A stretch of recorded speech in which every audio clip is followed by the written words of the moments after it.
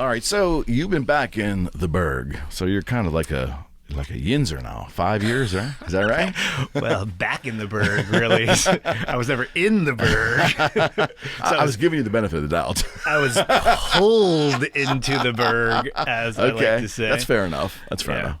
So the fiance, she's from Pittsburgh, and her family's been here forever. Okay. Early 1900s. Wow. All right. Yeah. That's a whole other sidebar there with her family. Yeah. Isn't it always? Yeah, exactly. Right? Sidebar there, but no, we decided to kind of change our situation. We got pregnant, and I guess women sometimes just get this like nesting thing, and they want what's comfortable, and I hear that happens. Yeah.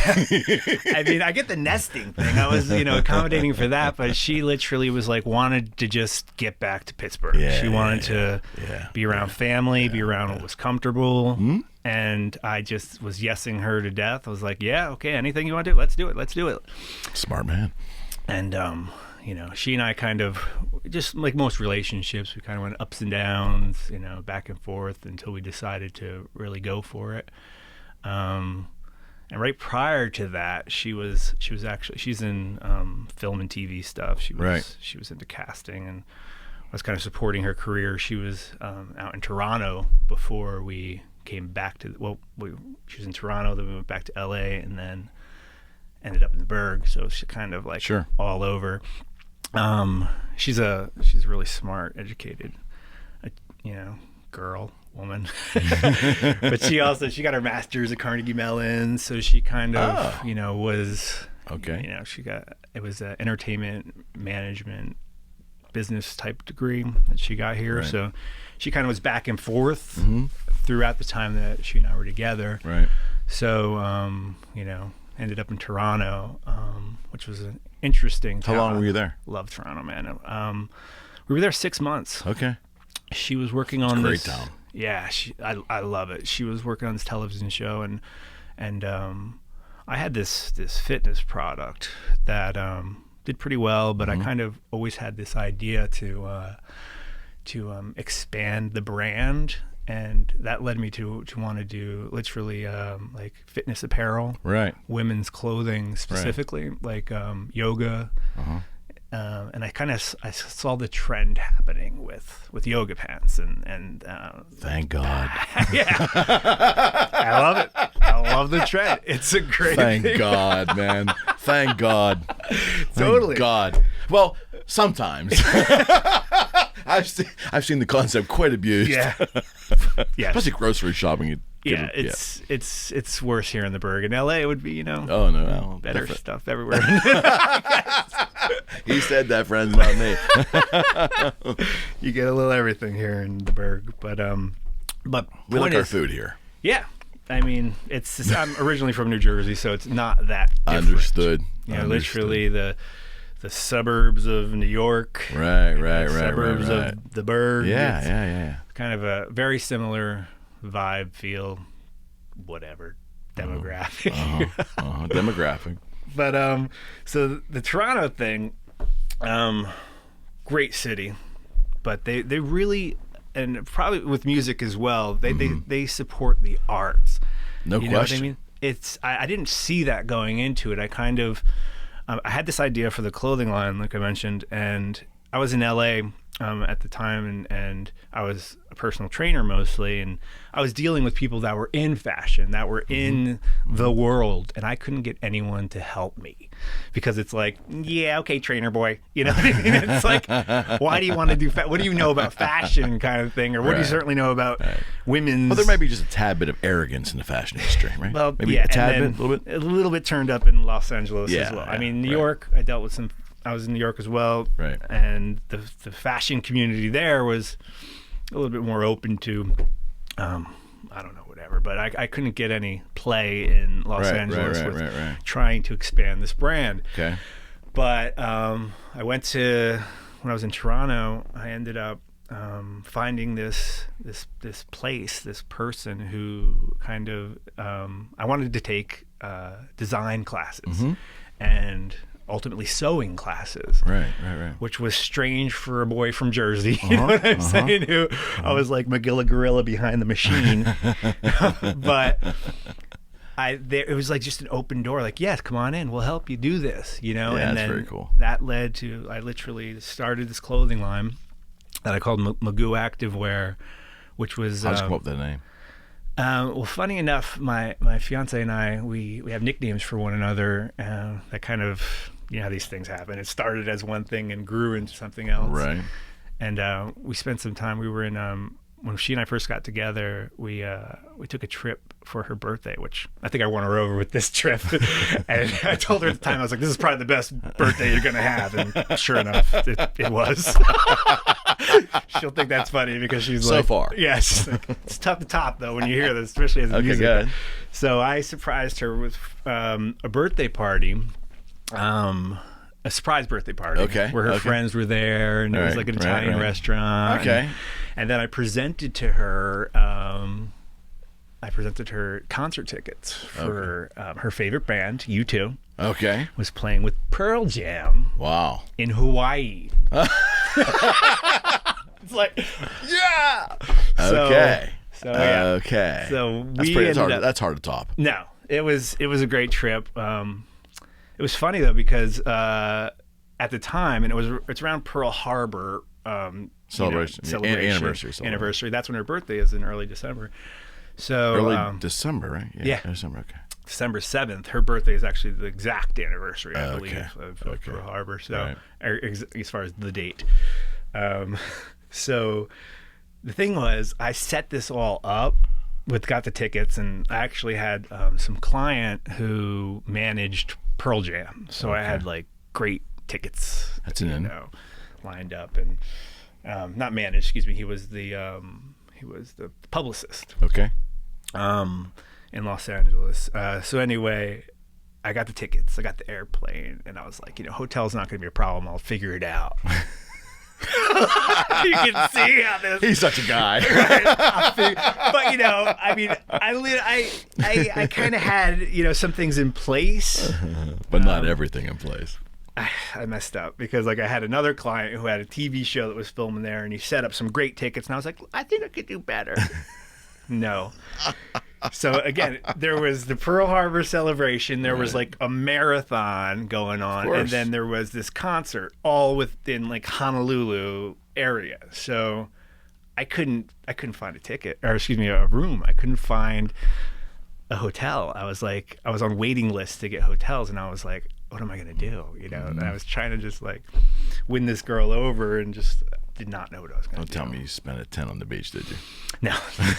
I might as well have, because this is before Airbnb too. This is 15 years ago or something. Sure. So, but I ended up getting a call from this hotel, and they were like, "We have a vacancy," and I was like, "That's good. Sweet, That's I'll good. Take it." That's good. So set it up, and then the last minute, I'm like, let me just make sure this is a good hotel. Last minute. Yeah, literally. So I found a review, and it was not the worst reviews you could possibly have for this hotel. It was literally cockroaches, bums sleeping in the lobby, blah blah blah.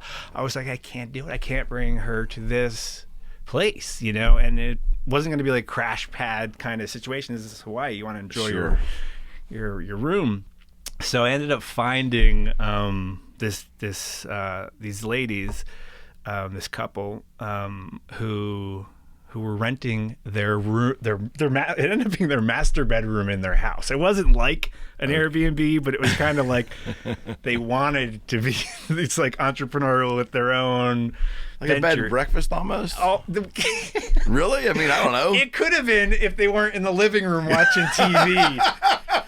And we had a shared bathroom, so it actually was probably better than the alternative. Women love that, right? We were tiptoeing around, but it kind of was cool because we had a built-in tour guide. The lady was a native to Hawaii, and she gave us some insight, but it was just a funny trip. So anyway, so when we were in Hawaii.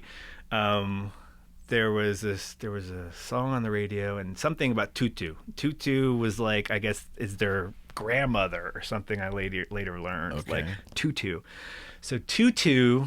This was a long, drawn-out answer response to your question, and I was like, I gotta wrap this up. I don't know how the heck I got on this. You'll get there. So the tutu became Tutu Magoo. So we Okay. called each other this is so corny, but we called each other Tutu Magoo, and All right. Magoo became the clothing line name. Okay. Okay. I could have easily I think said- of Mr. Magoo when I was a kid Right. watching the cartoon. Yeah, that's only what Magoo I know. That's people like in our age range Right, associated right, with, right. but a lot of people don't. So Sure. anyway, made the clothing line. Kind of had some. It's kind of shelved, the clothing line right now. Okay. But from I literally made the first sample of it and then found people to manufacture it. These girls out in Toronto, and basically got it off the ground. And was really proud of it. It was great designs. The product I had prior was this thing called the Belly Burner. Yeah, that's where you were initially on my radar. Oh, right on. Well, that's a great story. I'm really proud of also. But it was kind of a next level as far as design with that. Now, the Belly Burner it's a neoprene stomach wrap that increases your body temperature when you exercise. It's not one of those with the receptor or the electrodes or stim or any of that. It's just a straight up neoprene band. Because I was a wrestler, my whole life since I've been like 6 years old. I was really into wrestling. Yeah. Into college, was a 2-time All-American. But with the Belly Burner, we always, this is funny because my wrestling buddies joke with me. They're like, what makes you think you invented the Belly Burner? I had messages on my machine. You'd be like, I just saw this commercial. You're the inventor of the Belly Burner. No, I just took it to market, pal. Yeah. Well, what happened was these things were around, these belts. They've been around since the 70s. Yeah. That people wear. Yeah. But the problem was that they were long rectangles. Okay. And even as kids, we would wear these things to cut weight. But the problem is, when you stretch neoprene, it's a rubberized fabric. It gets smaller when you stretch it, right? So when you would wrap it around your body, this part stays a rectangle. This part kind of gets a little bit smaller than a rectangle because it's stretching. And then you would literally, and it'd be Velcro. The hook portion of Velcro would kind of rub on your skin. Literally, we would all have rashes and things because it was a bad design. So, and also you would there was no no loop portion of the Velcro that you would, connect it to. It would just go right to the fabric, which is not by design how the fabric is meant to be used. They literally tell you, the manufacturers tell you, that's not how but that's how they were in market. And they did really well. As far as the longevity was there, and they were useful and they worked. Right. And since then, There was TV infomercials, and you were in the infomercials. Yeah, it's And on the packaging. Yeah, That was you, right? yeah, yeah. I was gonna bring you one. I forgot. Crap.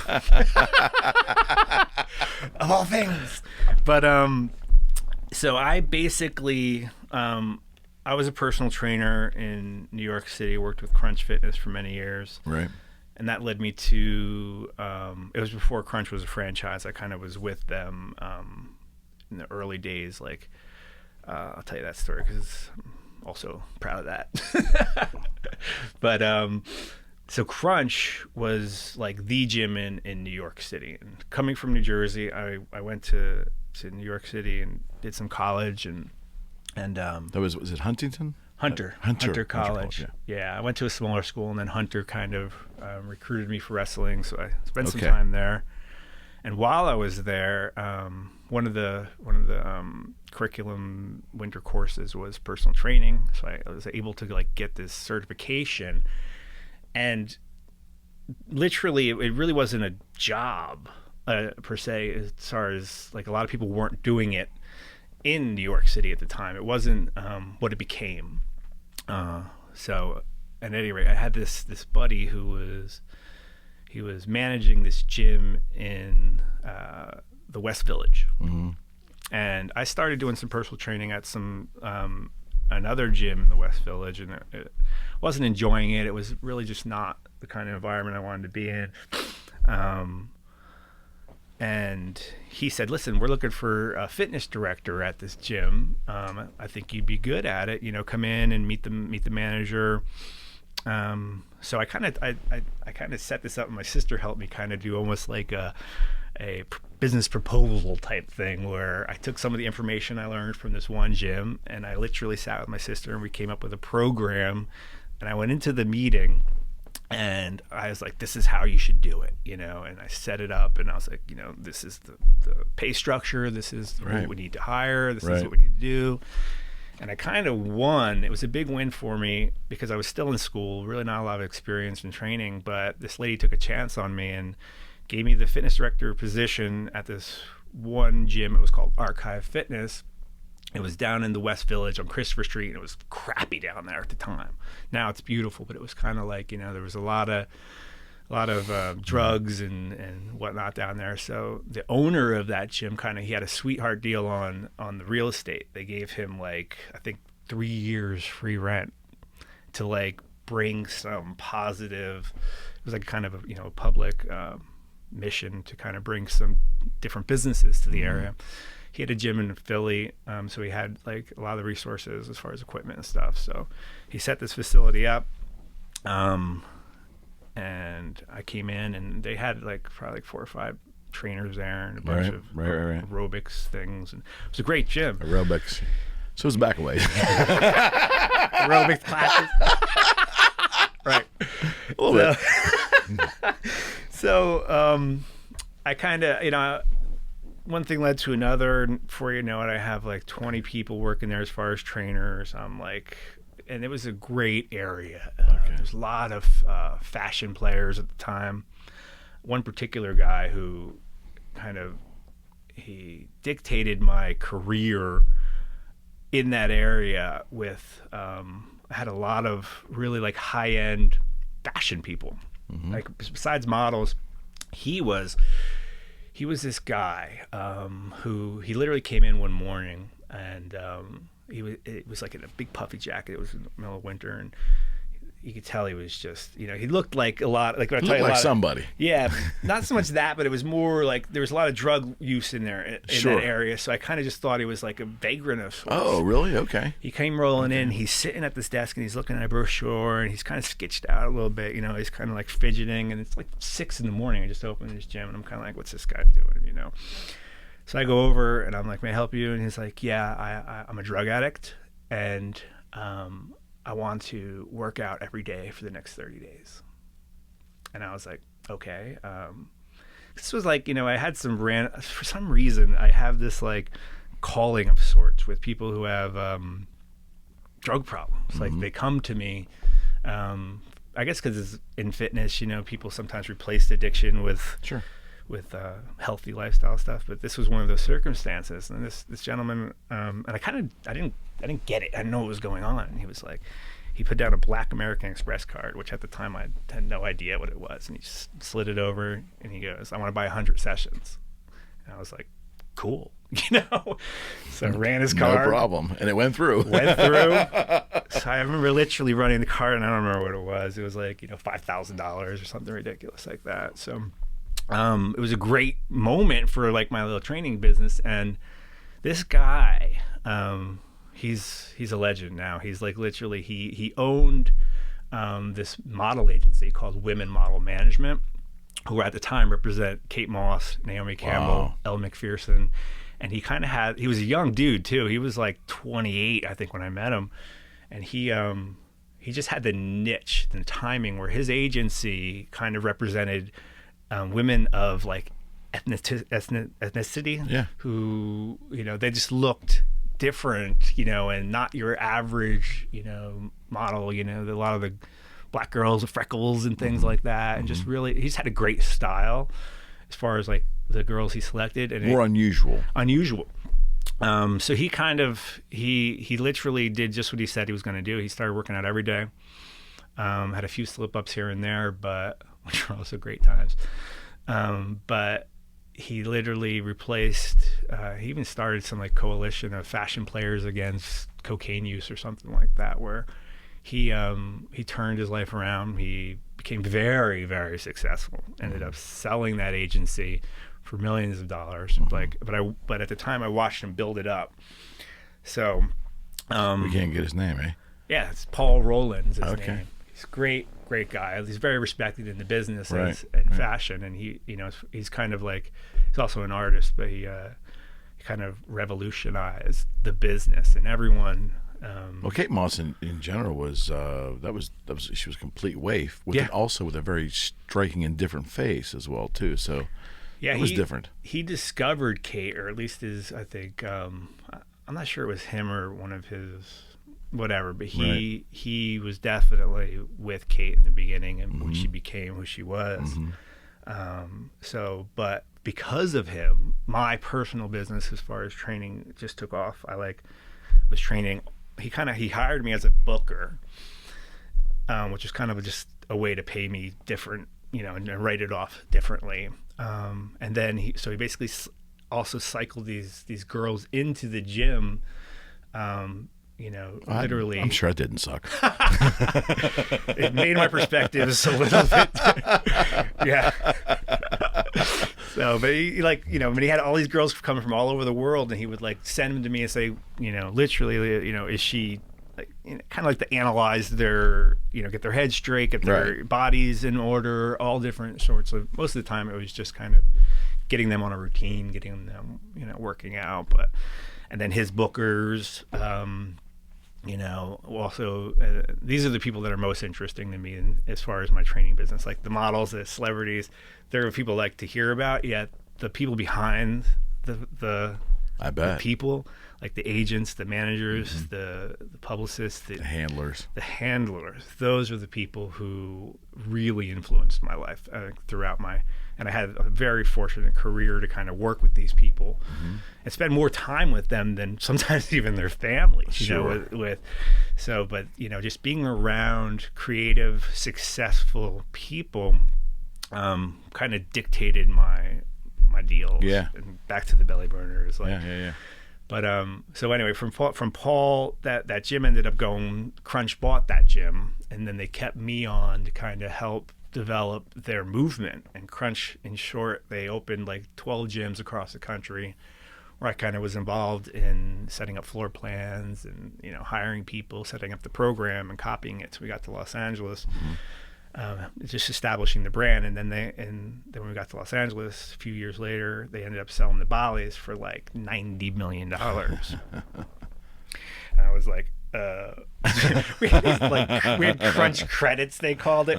Was you get T-shirts and crap, but the owner ended up making a mint. So now I'm in Los Angeles, and again, that's when I started. The belly burner deal is I started really implementing it at that point with some of my clients. I started working it into the workout. Okay. Because I got this niche, one led to another, where I was training, and again, some industry head, but women specifically. Okay. At one point where, like head of a studio, an actress, different. People behind the people who like the managers and things like that. But again, after these ladies had babies, I became the baby guy, the baby trainer guy or something. I don't know, but get this baby fat off now. Yeah. Because, and again, these are professional women, so they needed to schedule, they needed to, delegate the time to do so, but so anyway, I was like, what would be good for this workout is these neoprene stomach wraps that I used to use for wrestling. So I literally, I remember buying one and then modifying it. I cut it, and then because basically the long rectangle, I kind of tapered it in so that it would actually, when you pulled it around, it was the appropriate size, and then for the part that shrank. So that simple adjustment, and then I also put the loop portion of the Velcro on the material, sewed it onto it. So then it became part of it. So it made it a more secure thing, because part of the problem when you would go to the same material is it would lose its grab. Like you'd always, go to the same area, so it kind of would not fit the same. So that was a problem with the existing products. So I basically kind of improved the wheel of sorts, where I just adjusted and improved the product. And the funny part, back to my wrestling buddies, we called these things belly burners. Like where's my belly burner? I don't know who, where, when, or how. Back from the wrestling days. Back in the wrestling days, we called them belly burners. It was probably kids before us in my local town, something or another, and I just assumed that's what they're called. But I looked up the trademark, and sure enough, it was available. So I filed for the trademark. It was definitely hard to get the trademark, which I kind of became an expert in. And I'll tell... It's a process, eh? It's a process, but I'll tell people... I've been through it. The thing with trademarks, and I'll get to that, but basically what happened was I filed for the trademark. I got a website, and I was basically bartering everything. I had had this one girl who was kind of a graphic artist who did the logo for me, and I trained her. Sure. And then I had another girl who was a friend of a friend who did the website, and I trained her for that. And so I made a prototype, sent it off overseas to get a counter prototype made. So I basically just found a neoprene producer, and there was this place out in California who kind of made like waders and different products from neoprene. And the thing I learned about China too is that they'll do anything. You literally, you say, "Hey, can you make this?" They're like, "Yes, we will make it. Whatever yes, it is, we can do it." And relatively cheap. Yeah, and I did try to keep it in the States. And this company that was in the States, they just subcontracted things out. And when you're trying to make any money in this particular category, it's like every dollar matters. So certainly ended up going to China to get it made. And I was just pumping every dollar I had into it. And I had these things made. I started selling them in the back of my truck at like local CVS's. And then I did like fitness conventions. And at the time I had 8 colors of these belts. Had them packaged. I had my friends who were also trainers and fitness people do like the photo shoot. So I did like all of it. And then just started selling them. And, right. Especially fitness people, they were familiar with things like that and appreciated the quality and then the variety. And it worked right. And it worked. And the thing is, a lot of people are like, it's water weight. It's not just water weight, people. It's what happens when you do something like this in terms of when you wear anything, whether it's a sweatshirt or a neoprene belt, it intercepts some heat receptors. Now, your heat, when you sweat or when you're warm, your body produces sweat. And that sweat comes onto your skin, and then it evaporates. And the evaporation process is what literally cools your skin off when that happens, kind of. So that process is interrupted because the sweat isn't exposed to the air, so it literally doesn't cool you off. It sounds a little bit brutal, but that's what makes you continue to sweat, and ultimately increases your body temperature, increases your metabolism. And then also another way your body cools off is it radiates heat. Like when but when you wear anything, it's like thermal energy is created to kind of keep the heat in. Okay. That's the whole. When you wear clothes, that's what you're really doing. It's just like, especially when you're wearing jackets, and if it's a down jacket or something, it's keeping heat in, so it keeps you warm. Ultimately, scientifically, so you're unable to radiate heat away from your body because it's thermulated inward, or it's kept in. So those two interruptions of the process are which also increase your body temperature, increase your metabolism. And then they realize after even when you take it off, like 30 minutes afterwards, like the sauna effect, your body is kind of trying to regulate for X amount of time, so it increases your metabolism. Okay. Sure, you'll sweat, and that is kind of water weight, but people like to say things like, "Oh, you'll drink, as soon as you drink water, you're gonna get that water weight back." There's always a detractor for everything. Right? Yeah. I mean, it always is. I mean, everybody's an expert. Yeah. I mean, there is some science to that, but it's obviously like, okay, if you're pulling water out of your skin here, if you drink some water, it's not going right back to your skin, people.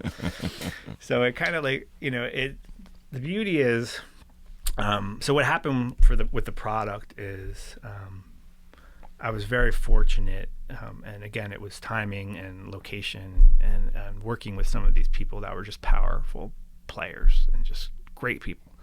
There's this one guy who was, his name was Alec Kashishian. He was a director, really respected in the business as well. But he became a big mentor of mine in Los Angeles, and I came to meet him through his sister who had a kid. And I trained her, and then I ended up training him. Actually, it was vice versa. I met him first and then his sister, and then that's what actually led me into training more women was through Alec. But Alec became this like nucleus of connection and people, and he just knew everyone. You know what I mean? And it's just kind of a social guy. He was down with Madonna. He did Madonna's Truth or Dare. He was like this genius director. He and his sister were Harvard educated, Armenian parents, were just great people.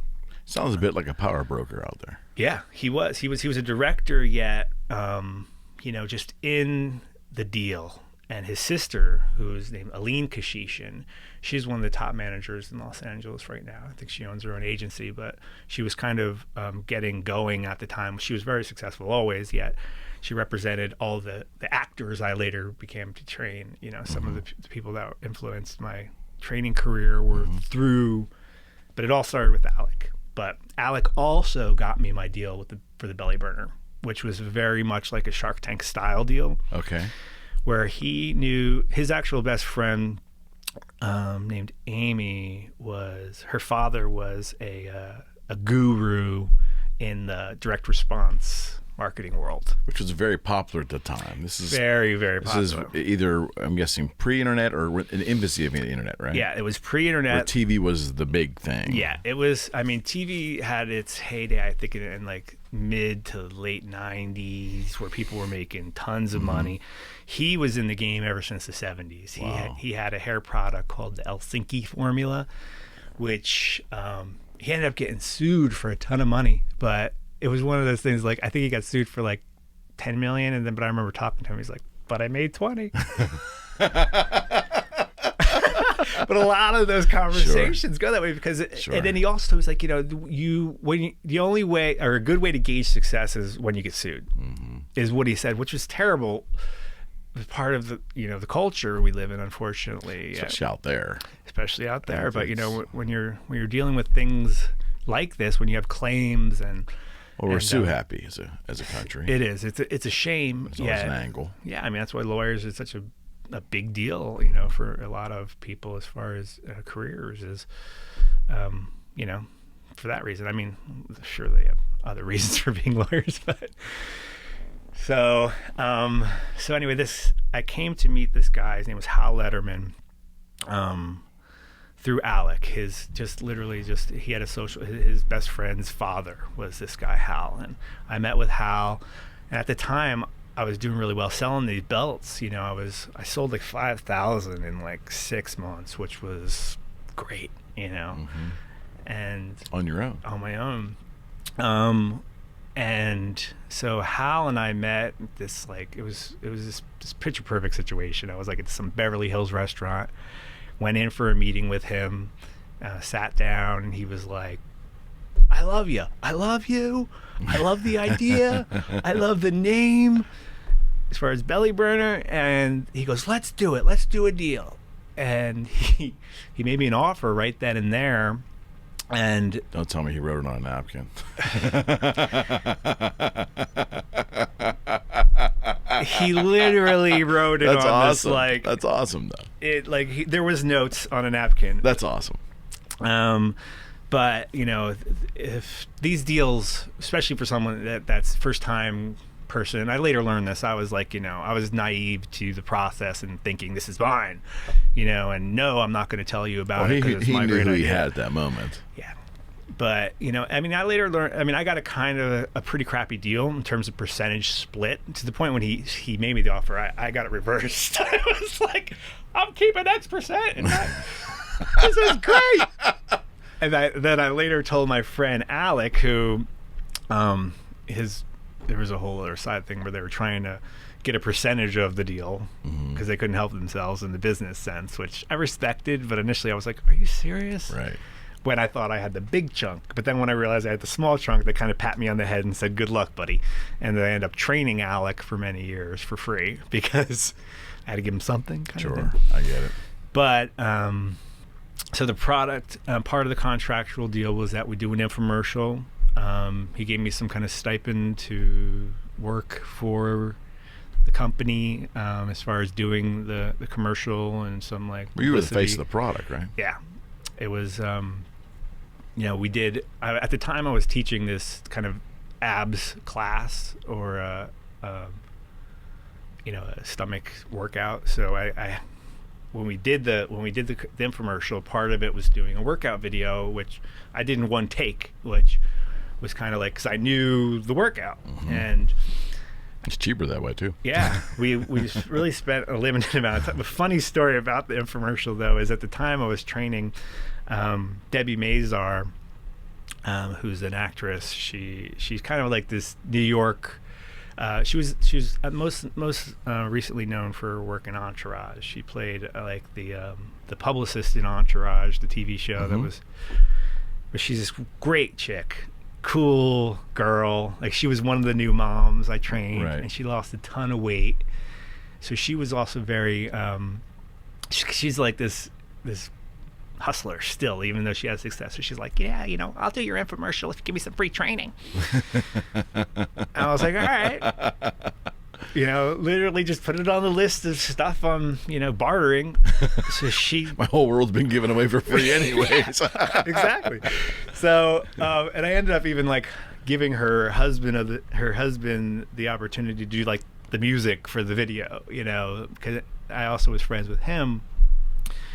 One of the regrets about this whole process is this ruined the friendship I had with Debbie, unfortunately, because when she showed up to do the infomercial an hour late, she gets there and she thought it was going to be me and my buddy with a camera doing this thing, and it was a huge production.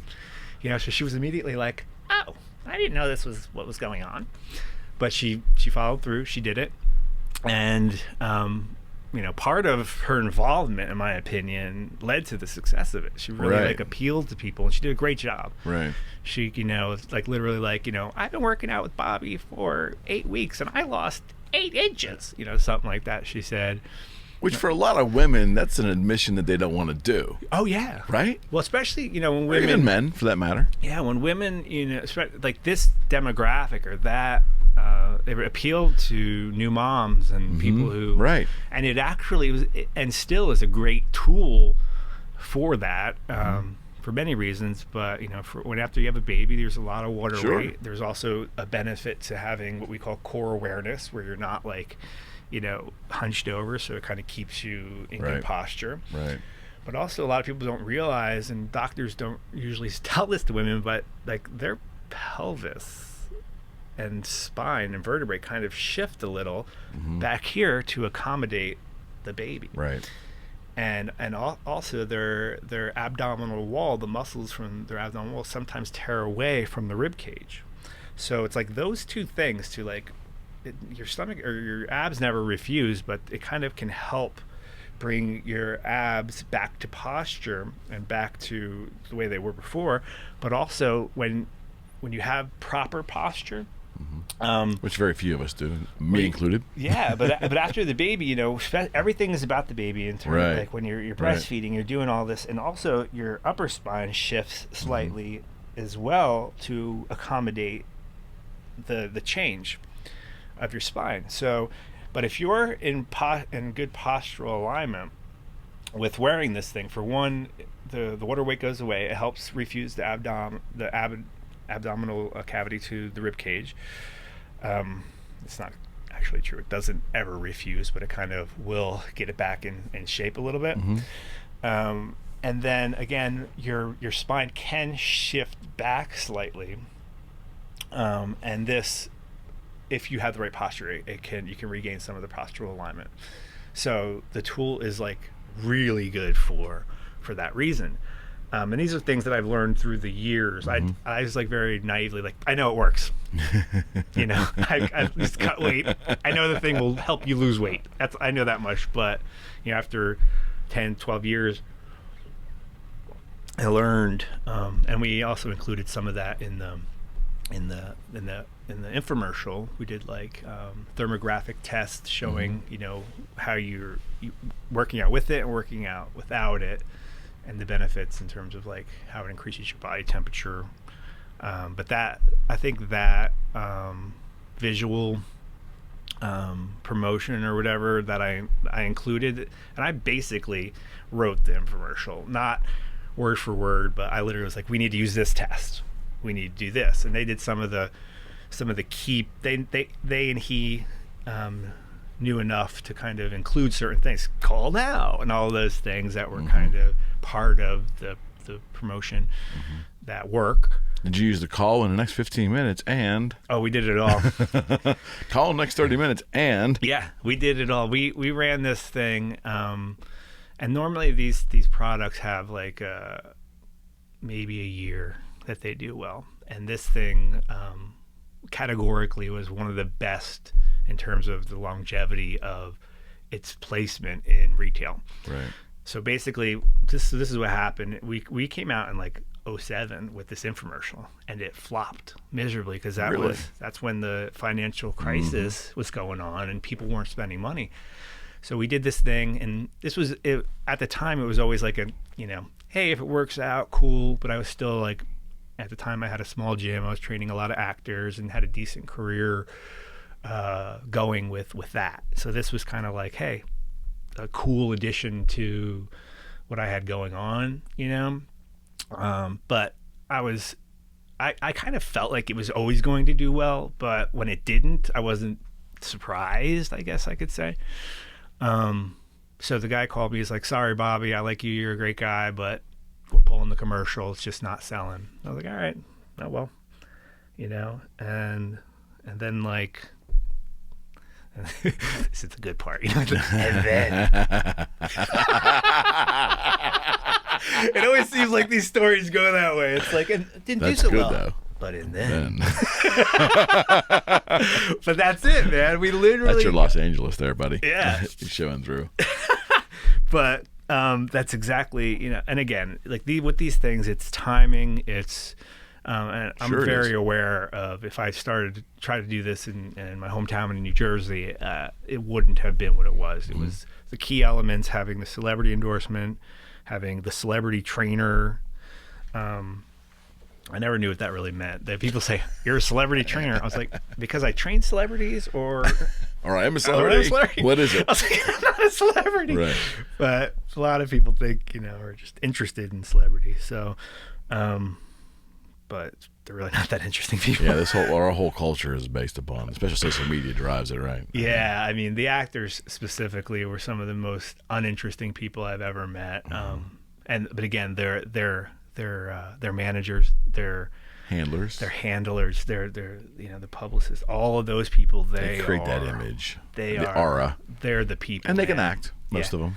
Yeah, a lot of them are, were in acting, but we're smart enough to pivot, as is a common phrase in things now, into something. Thanks to Bill Clinton. That was his. Oh, was it? Everyone says that now, man. That was his thing. Pivot. It was. That's right. It's funny because I was watching a few things and everyone's like, well, and then we're going to pivot. And then I pivoted. I'm like, why is everyone saying pivot now?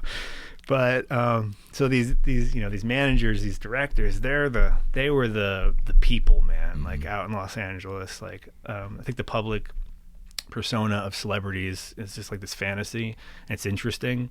It's a machine, actually. But it's a machine, and the people who are the good man, like you don't see it, and it's cool to be anonymous. I think too. You know what I mean? Like these people that are making, like 20% of what these actors are making, times 10, 15 people they may represent.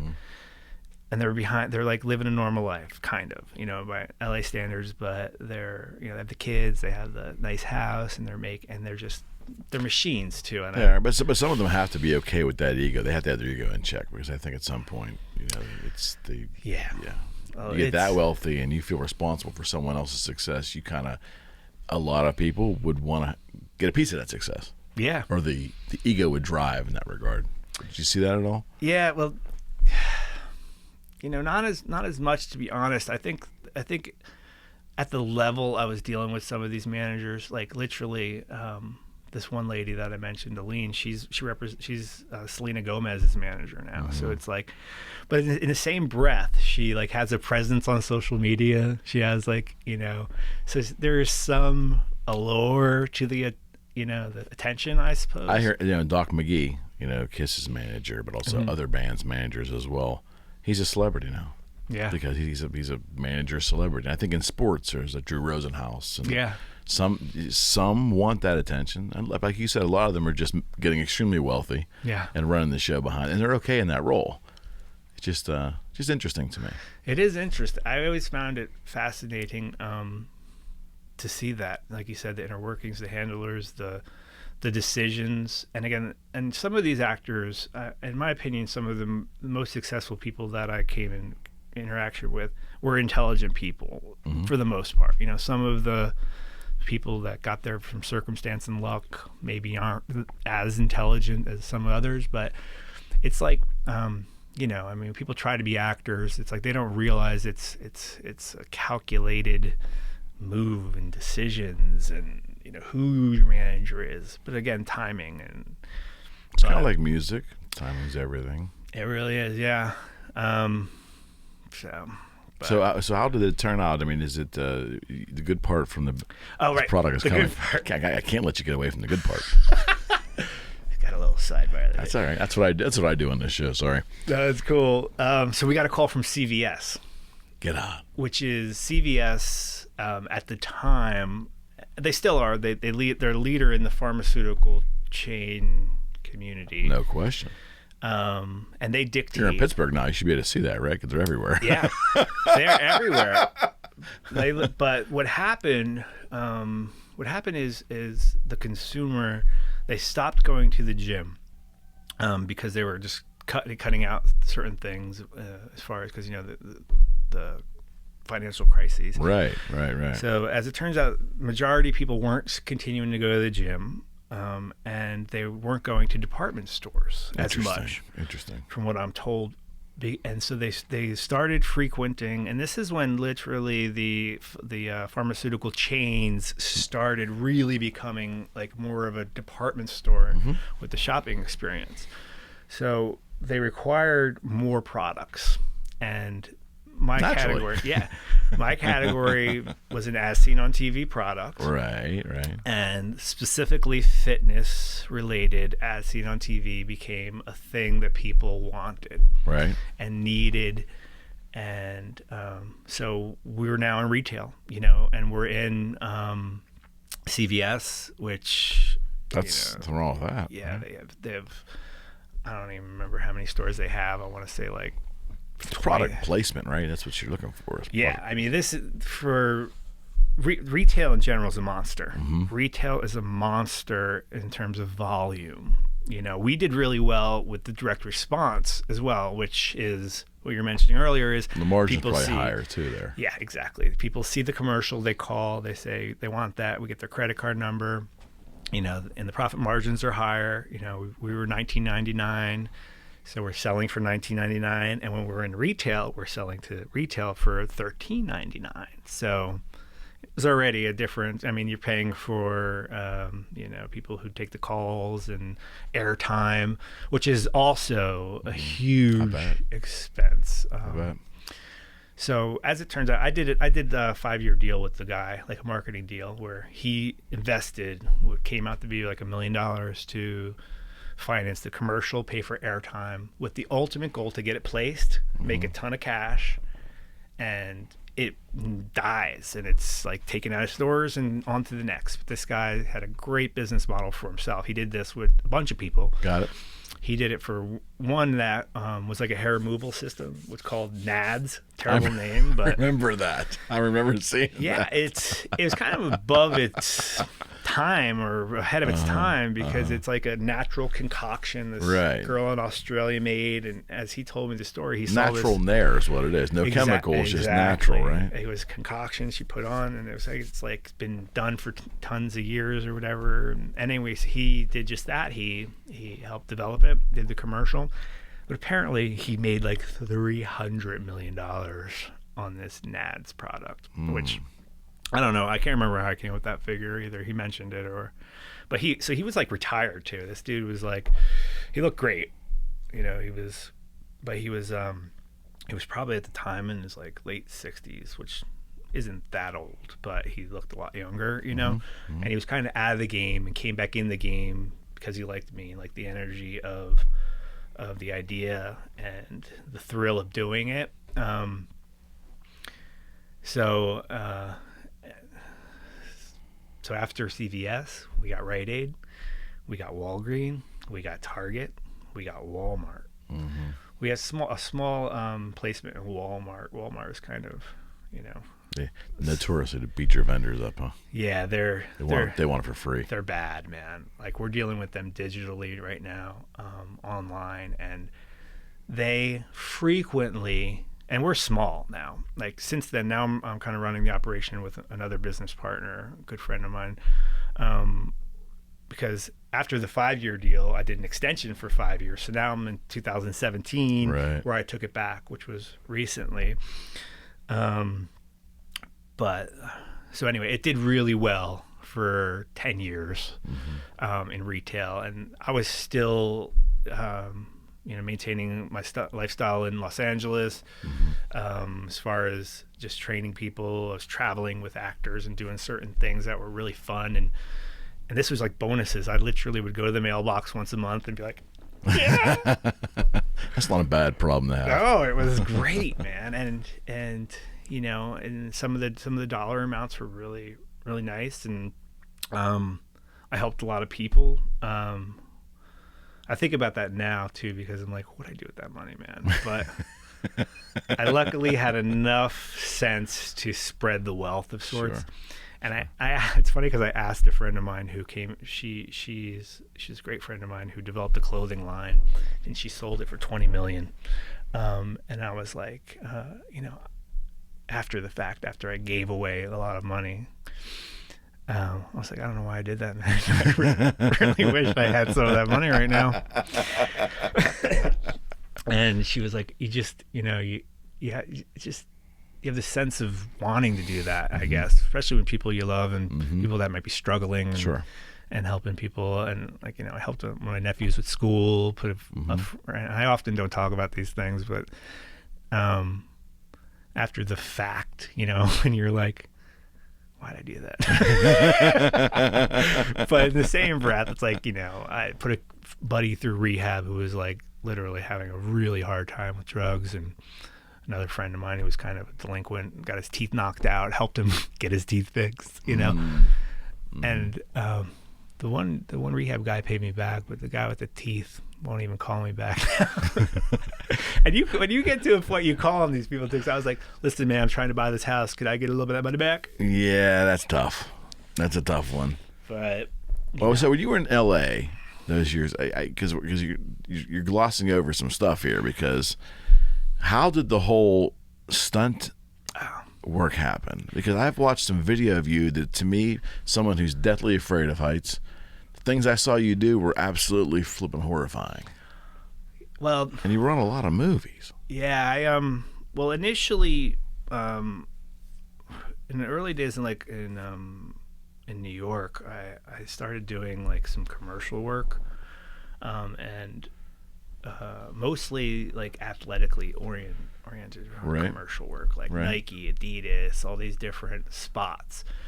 And I did like a small spot for like Delta Airlines for the Olympics. And this is my first exposure to very little work, a lot of money. And that's kind of skewed my perspective of things. Sure. And, because I grew up, I had an iron worker book since I've been 18 years old. And my dad was an iron worker. And that's kind of what I was ready to do, is follow my dad's deal. But I did really well with wrestling and kind of opened up some opportunities for me and got me interested in athletics and then nutrition. And but anyway, so when I was in LA, I was training some high-end actors. I worked with Orlando Bloom, who was kind of like a bigger name, and I like set up this private gym where I was training him and a few other celebrities. But at the time, and again, it was his manager who kind of set these things in motion as far as, but a lot of these actors, they, besides the fitness, they wanted to learn and do some physical stuff, and I got into like kickboxing, Muay Thai, right? Yeah, Muay Thai, because brutal sport, man. Yeah, but something about Muay Thai that I was interested in was like the culture, the Asian style, the culture, the philosophy behind it. It was bred from war, literally, but the shins. Yeah, something about it kind of like, because I kind of missed like competition after I got done with college. That's combat. Yeah, I never like competed, but I was just into training and into like working like that kind of, and learning. But point is, I started working that into my personal training, where I was like now training people with Muay Thai and training people with kind of a martial arts type thing, which also became like a sword play thing. I got into some ninja and samurai sword movement stuff.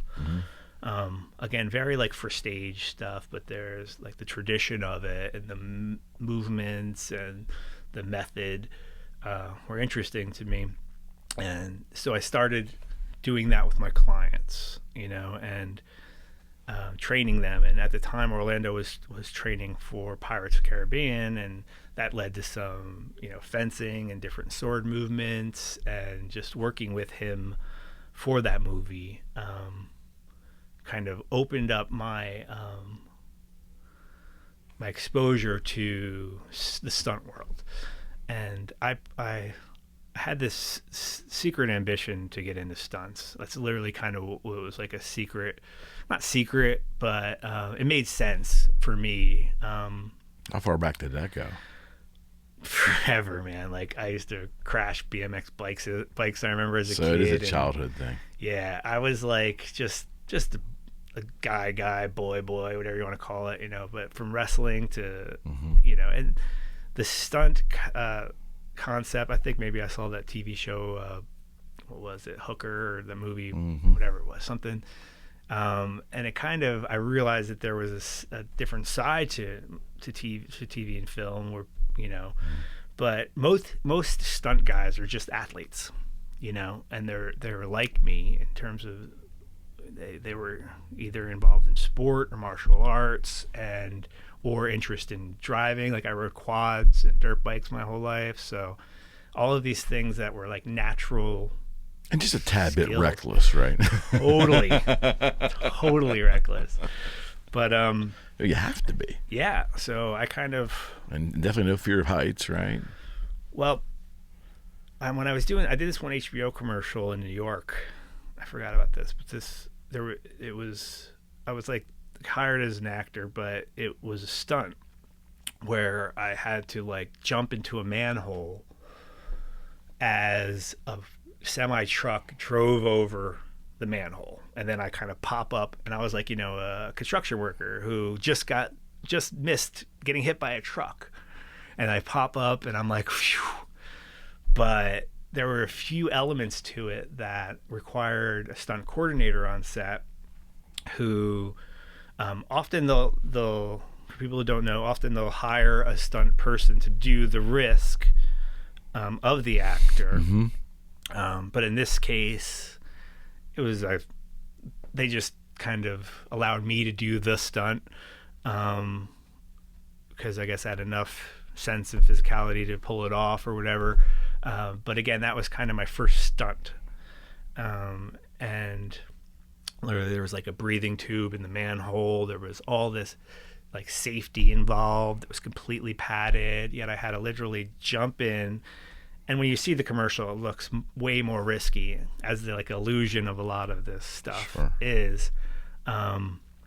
But again, that was my first exposure to stunt. And then when I went into Los Angeles and I was working with the actors who ultimately got me on sets, and I was meeting the stunt people, and they were putting me in as a stunt person in certain spots. Right. So that's really how I got into it. I wish I was able to do more, but coincidentally, like when I moved to Los Angeles, I did more here in 6 months than I did in Los Angeles in like 4 years or whatever. Wow. I think it was just there wasn't a lot of stunt people around or something here. So I worked on like the local TV shows here, one of The Outsiders, Banshee, and then a Bruce Willis film I did in Ohio called First Kill, which was awesome.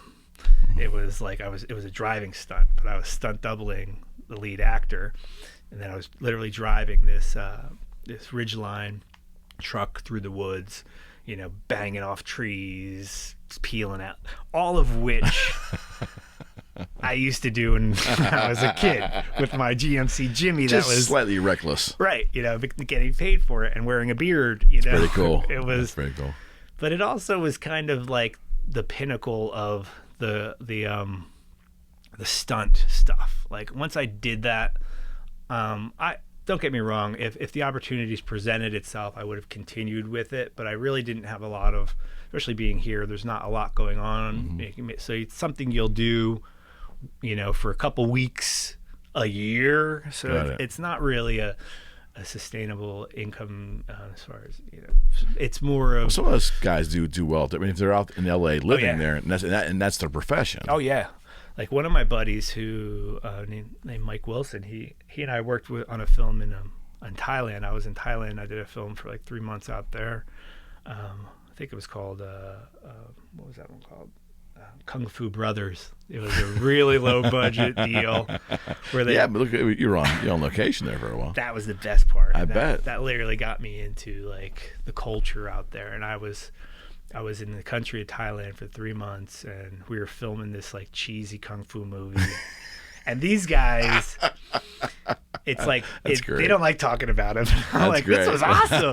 This was like the highlight of my little career there. But the one kid he's now one of like he's one of the top dogs. He actually got me the job in Banshee out here. He was working on Banshee, the TV show, but now he's a stunt double for that MacGyver show, and he's making a killing. These guys are making money. And to answer your question, they make it like, because I just missed being on the stunt team for Pirates of the Caribbean. I had some stuff happen that took me out of town, but that's not an excuse. It's just timing wasn't there. Right. But people who did work on that show, like the residuals on, I can't imagine. It's insane. Like I still get little residual checks, and me and my fiance joke about it because they're like $16, $10, $5. But the people that worked on these big productions that are $1 billion, you know, grossing movies, they'd go to the mailbox and get $60,000, $70,000, you know, dollar checks, just like it's incredible showing up. It's awesome. You know, and that's the win. And there's luck involved in that though, because you don't know what the hell's the movie's going to do when you're out there making it. The thing with the stunt world, and not to discredit the people who have got there, but it's incestuous, and there's all nepotism involved there, where it's like people's, you know, cousins, nephews, brothers. But isn't that Hollywood in general? It is, but the stunt community, in my opinion, really was like. There's also this testosterone attitude, which, like, you know, what makes you a stunt guy, you know, kind of thing, which similar to the clothing thing. It's like, you know, unless you were bred in it and are true to it, or a real martial artist. And so outsiders aren't warmly welcomed in often. It became challenging for me, I think, you know, because even like for example, when I was hoping to be on the stunt team for Pirates of the Caribbean, I was like Orlando Bloom's dude. You know, I worked on the movie, but as his trainer, And his manager literally was calling the stunt coordinator every day and said, "Get Bobby Waldron on this movie. Get Bobby Waldron." And when I finally met the guy, he was like, "Who the F do you think you are?" He actually said that? Somewhat? It was basically word for word what he said. He goes, "This is not how things are done." And I'm like going to this meeting on like ice skates. I'm like, yeah, because I'm seeing the big picture. Because I know that's how you make the money. That's it. Once you get in, though, right? And again, some people have better luck than I have, and kind of got in just with their skill and whatever. But I didn't have the same synergy, whatever. But it was more about because this woman was handling it like a manager for an actor who is all about persistence and connections. Mm-hmm. But for the stunt community, it's similar, yet it's just not driven by that. I didn't get the job, and the star Orlando's the star of the movie was literally making a call for Should have me. bought him a beer and asked him to go to toe for you there. I kind of thought it was a done deal, to be honest with you. I was like, it's still disappointing. Yeah, I'm getting the call, but anyway, I had some success. I worked on to back into it, you have to have certain certifications and safety awareness and on-set stuff. Like I had to get a driving certification to be able to be qualified for some of this stuff. It's not just having, a truck when you're a kid. There's a lot of safety, especially now. So, but growing up with motorcycles and stuff, I kind of, and being on Harleys and building my motorcycles with some of my friends, I was really interested in Sons of Anarchy. I bet. And I manifested that stuff. I was like, I'm getting on that show. And I, through hell and high water, I got in front of the producers. I got on the show basically as a glorified extra initially, where they hire people to kind of that are always there. And I played this guy that worked in the garage, basically. So it's like there'd be stuff going on over here, and I'd be tinkering in the garage.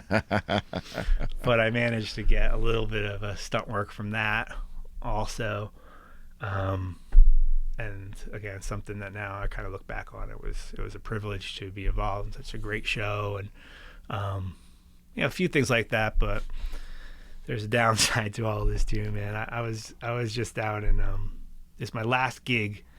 I worked on Vikings out in Ireland.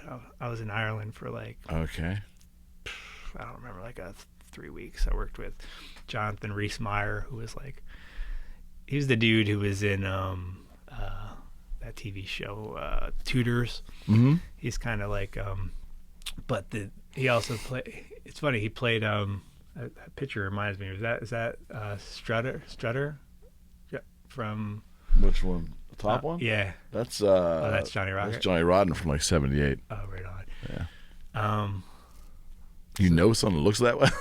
Well, it reminded me of a character. He played one of the, what was that English punk rock band? The Clash? Yeah, it was Clash. Johnny, what was that guy's name? The head of the Clash. Famous guy. But anyway, he played this character. When I was out in London in Ireland with him, working on Vikings, we went to London when he was premiering he played the Johnny Strutter or something. Is that his Strutter? Oh, it'll come to me in a second. It'll come to me. But he he played the lead in that. But anyway, the guy was a fucking nightmare, man. Really? Total. I don't know if I can legally talk about saying this. You what, man? Just don't get yourself in trouble. Yeah, it was. Well, I'm not making any money on this. I can say. I can say whatever. Strummer? Yeah, he played Strummer. Yeah. And that was the Clash, right? Yeah, Clash. Yeah. So he played. But we went out for the premiere of that, but anyway. It's Joe Strummer, right? Is it Joe? I don't know that band very well at all. I mean, it's just that era. I didn't pay attention that much to it beyond the Pistols. So. Yeah. I thought he died, though. Wasn't there one of those guys in the Clash that died? Yeah, he died. Can't remember the story. It was literally a story of his life. But anyway, I thought that was. But anyway, so I was working with Johnny this guy. would dig that too much because I don't think they got along. Johnny's way cooler. From things I read, yeah, Johnny's way cooler, right. Right.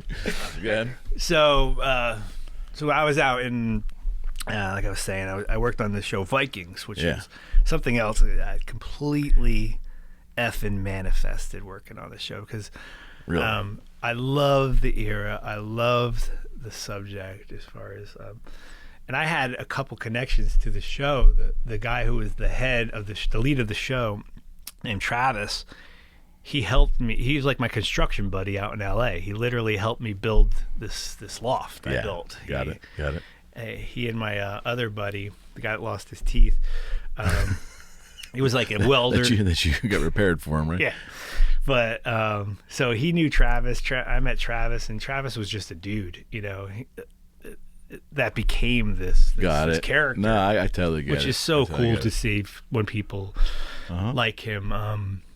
He was a genuine dude. You know what I mean? Like we'd go drinking and just have some fun building things, and he joke. He's a good-looking cat, but he would just joke about his success or at that time lack of. But the pursuit of it sometimes isn't always. No. Some people just say, and this is something I learned. About Los Angeles and people who pursue these things sometimes, and it was mostly music. Like you'll dig this. I was at Johnny Ramone's funeral through some circumstance and people I was involved with at the time. I was amongst a small group of people at his funeral. Okay. And it was funny because his wife handled it like a concert. She literally backstage passes were like how you got into this funeral. Right.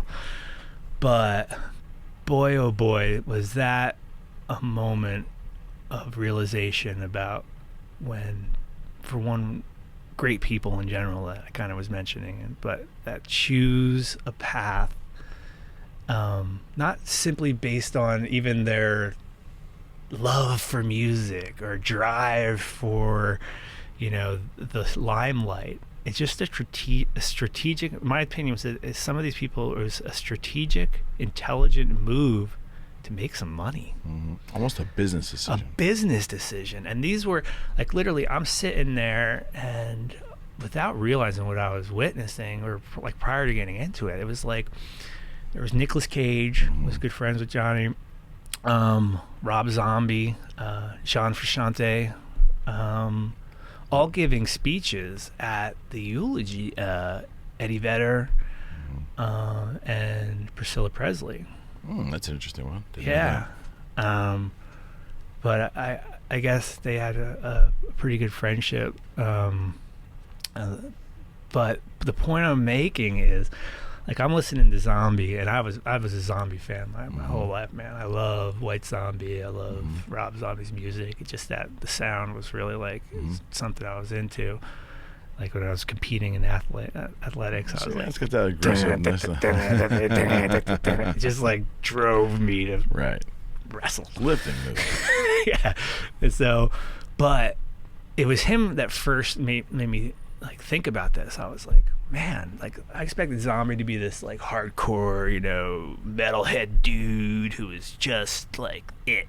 And some of those people give that, presence, and that's what they're all about. But when I was listening to Zombie looks the part, and he lives the part, and he's into it. He's into horror movies and all that shit. But he was so well spoken that it blew my mind, man. Like it was emotional too.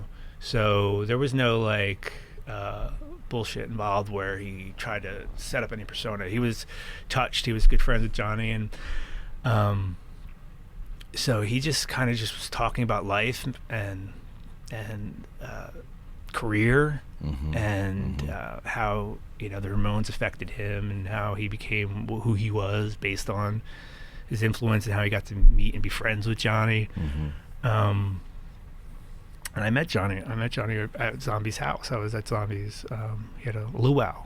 I chipped my tooth out. I was at his house, which is a whole other deal. But he was sick. He was in the corner, and I was like, I got to meet this man. Yeah. He was dying basically, but then it went from Zombie to Nicolas Cage, And Nicolas Cage, at the time, I didn't have a great opinion about him or his movies or his arrogance and actors in general.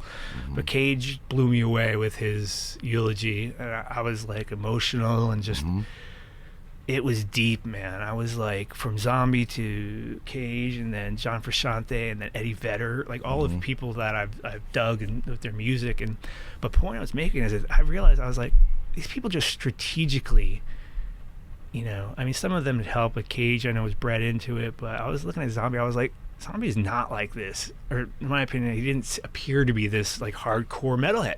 He appeared to be a business person who was running his game. A lot of them are.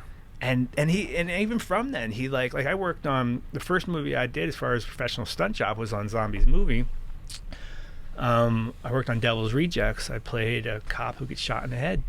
And it was so cool to be like I was on set with Zombie just chit-chatting but point is he was a business man, you know, and smart, strategic, calculated businessman, you know. And I could say the same for Eddie Vedder, who again I just thought was this grunge kid from Washington or Seattle or whatever, but they're smart human beings, man. Well, they have to be to survive that long. That's the thing. That's the longevity.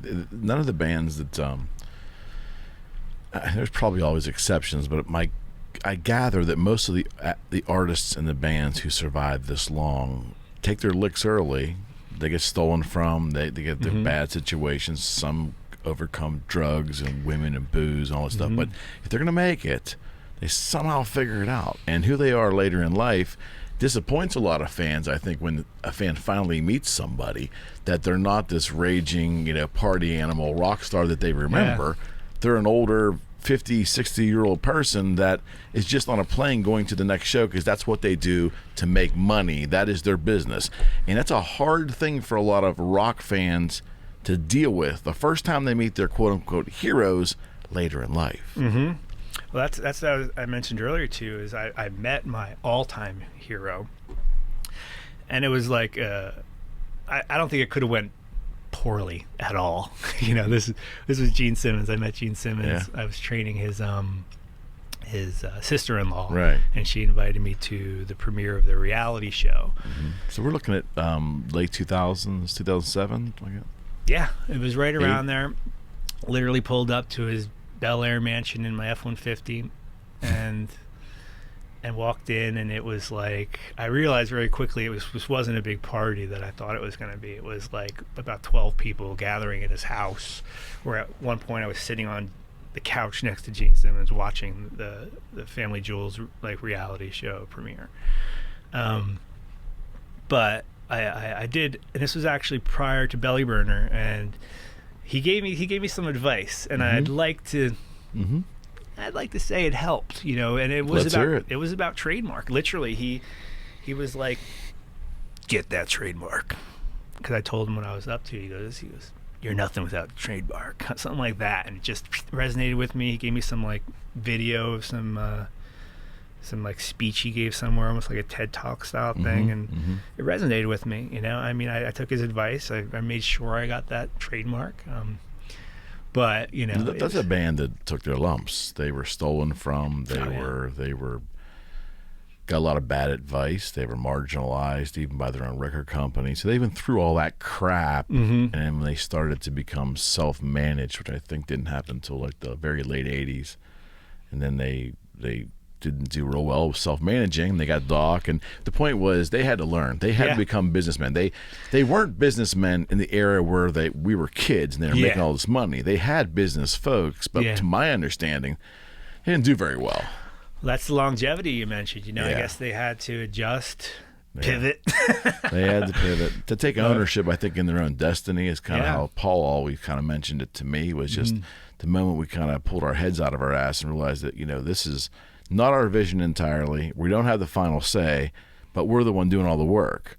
Once I realized we need to control all that, then things started to take off. Yeah, that's, you know, branding. That's something I learned with Belly Burner. It's the power of the brand. It's the power of trademark. It's the power of, you know, marketing that brand properly, you know. It was frustrating for me. You mentioned China earlier. So I spent some money with Boogie Street, getting my marks branded, my logo. Some of them you see in the room here, 2 of them primarily, and we protected ourselves state-wise for the guitar things we did. But man, overseas, they just didn't, and I wasn't a big concern. I didn't have the money to even try to fight that. And what was it going to gain me anyways? But the Chinese were making. Did you have any trouble with foreign products or replicas or counterfeit products coming in? Yeah, because we did. We did with Belly Burner. It was knocked off on Amazon specifically, but they were coming from China. They were making a product that was tissue paper. Literally like a very thin. They didn't even try to like copy. They were just came in, made whatever they could, and disappeared. But they damaged the brand a little bit. There was a lot of reviews about the product, and they had my exact box with my exact face on it. That's what they do. They copied it perfectly, or best they could. Never actually got my hands on the product, but there was a lot of photos of the impression or whatever. Sure. The impersonator product. But, I was lucky. I was very lucky with Belly Burner. It's been tough transition back, too. I got it back in 2017, and I was like, this is my time to make the real money. And now retail is damaged. We lost Rite Aid last year, which was like a huge contract for us. Sure. It was our last big retailer, and they're having problems as a company. But most retail walk-ins are, unless you're Target or unless you're Walmart. Yeah, so we're transitioning what about the brand. Amazon? We're on Amazon. We do well on Amazon, and we do well in like catalogs. Like there's a bunch of older demographics that still, and they're huge businesses. Like there's a company called Dr. Leonard who sells a ton of our product, and they sell to like 65-year-old people who either still look at a catalog or they go online through a catalog and they make multiple purchases. Remember that Finger Hut catalog that our grandparents and our parents used to get? Finger Hut, was that a thing? It is. It's the same. It's funny because they're all owned by the same conglomerates, and that conglomerate just merged it. So it's this huge company, and when you see like their letterhead of sorts, it's literally like 10 of those companies that, and they do well. They sell, especially in a world where people aren't going to the store. The retail front is sad, and especially if you're selling, if you were a retail product, it's tough to transition, but we're and especially since our demographic is older for the Belly Burner, it's tough to kind of like, because it's being replaced, some of the retail besides with Amazon, with like Facebook sales and driving people to your website with Facebook and Instagram and such. But it's a tough transition because it's still early in some of those platforms, but and especially if you're a product and not a brick and mortar. Like sometimes brick and mortar locations, like the gym I'm working with, it's easier to promote something like that because you have a geo tracking type thing where you can target certain areas of people interests. But when you're doing like this retail product, don't get me wrong, it's great to have something to sell, but the amount of volume that you were doing in retail to the amount of volume that we're now doing digitally, it pales in comparison to That's interesting. the numbers. Yet, we're still selling. We're still, remaining relevant. And like I said, I took on a business partner, a friend of mine from New Jersey. He was a marketing guy. And we're warehousing out of Jersey, and he's doing all the operations for me, or for the Belly Burner, and we have a partnership. But it's like, it's sadly dwindling. Wait, let me ask you this: when you say the Walmart was discontinued, was it something that they did, or they just beat you down too far on price? It didn't make any sense anymore, because that's what they do to vendors. Yeah, well, Rite Aid, actually, it was that we lost. Rite Aid specifically has been going through a lot of corporate changes. They tried to sell to Waldron, and that deal fell through. And then they tried to sell to Albertsons, and that deal, or they were doing like a joint thing with Albertsons, and that deal didn't work out. So they've been like, and then they completely restructured their corporate level, which were some of the buyers that we were used to. And we were in a top percentage of sales in the category for Rite Aid. So we technically shouldn't have been cut. But the problem, like Rite Aid owed us $75,000. And by the time they returned all the product to us, which they have the right to do, and we paid for all the shipping and all we ended up owing them money. My goodness. So we lost that, and, that regular, they were just, because, again, it's a monster with these pharmaceutical chains in terms of the volume they do and the amount of stores they have and the amount of product they order. So it's exciting and was exciting. Don't get me wrong, we sold 2 million belly burners. Wow. Almost 3 million, I guess, at this point. But, I kept a small percentage of it. The guy who I was in business with made a fortune and died. He passed away 2 years ago, right before I transitioned out, which was, he happily, was a friend and did the right thing by helping me transition the company into my own corporation. So I was able to maintain some of the vendors and relationships with them and the buyers and such. But those big numbers just dwindle down. I'm not complaining, but it's certainly not life-changing money, which has led me to do other things. Right. And the problem, and this is a joke my wife and I have, or my fiance, is she was a casting person in Los Angeles. Okay. And I was a celebrity trainer. Let's move to Pittsburgh. That's crazy. That's the joke, because I honestly didn't think or understand that personal training doesn't really exist. Certainly not at the same level. No. In the Berg, and people don't pay for it. They don't exercise as much. Maybe it's seasonal. Work at the JCC right now because a lot of the older people are better targets for personal training. They need it. They're retired, and it's actually really rewarding work to work with some of these older people. More rewarding than anything I've ever done with training. But I since being back, I've been working with everyone and meeting with everyone and anyone to figure out what's going on with the market here in Pittsburgh, with fitness specifically, to try to get a handle on, because my plan was always to open a gym. Okay. And I figured once I got the belly burner back, I'd have the finances to do so. I didn't account for logistics and not really having a network out here, certainly not a similar network. So I was at a loss, but I've been meeting with every single person I could out here, and without realizing it, I developed a keen awareness of the market, and I developed a strategy based on that.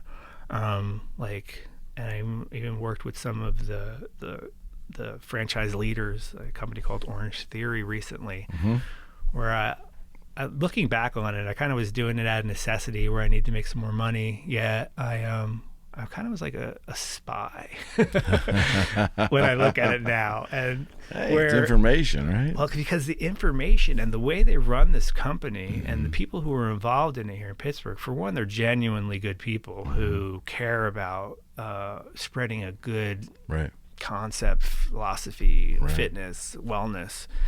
And that's why it's successful. Yet the method of how which they deliver their product as far as group fitness, I absorbed. Got it. And I was smart enough to realize that that's keen, and it's what's happening. And with them, with Orange Theory and a few other similar franchise group fitness companies out here, one being like I Love Kickboxing, which is terribly corny. Why? they just they're I don't know, not to sound like a snob, but it's cool. You know what I mean? Like your studio's cool, man. It's like literally, it's cool. Thank you. But I love the word cool because it means something to people that are like, who get it. You know what I mean? It's like, it's not cool. They aren't. Well, cool, not cool now. Yeah. The I Love Kickboxing franchise thing, it has a allure of being cool, but it's corny because it's not really cool. It's commercial. It's got like tribal things on, which are just it's misses. It's almost Well, that whole tribal thing was 20 years ago. Tribal.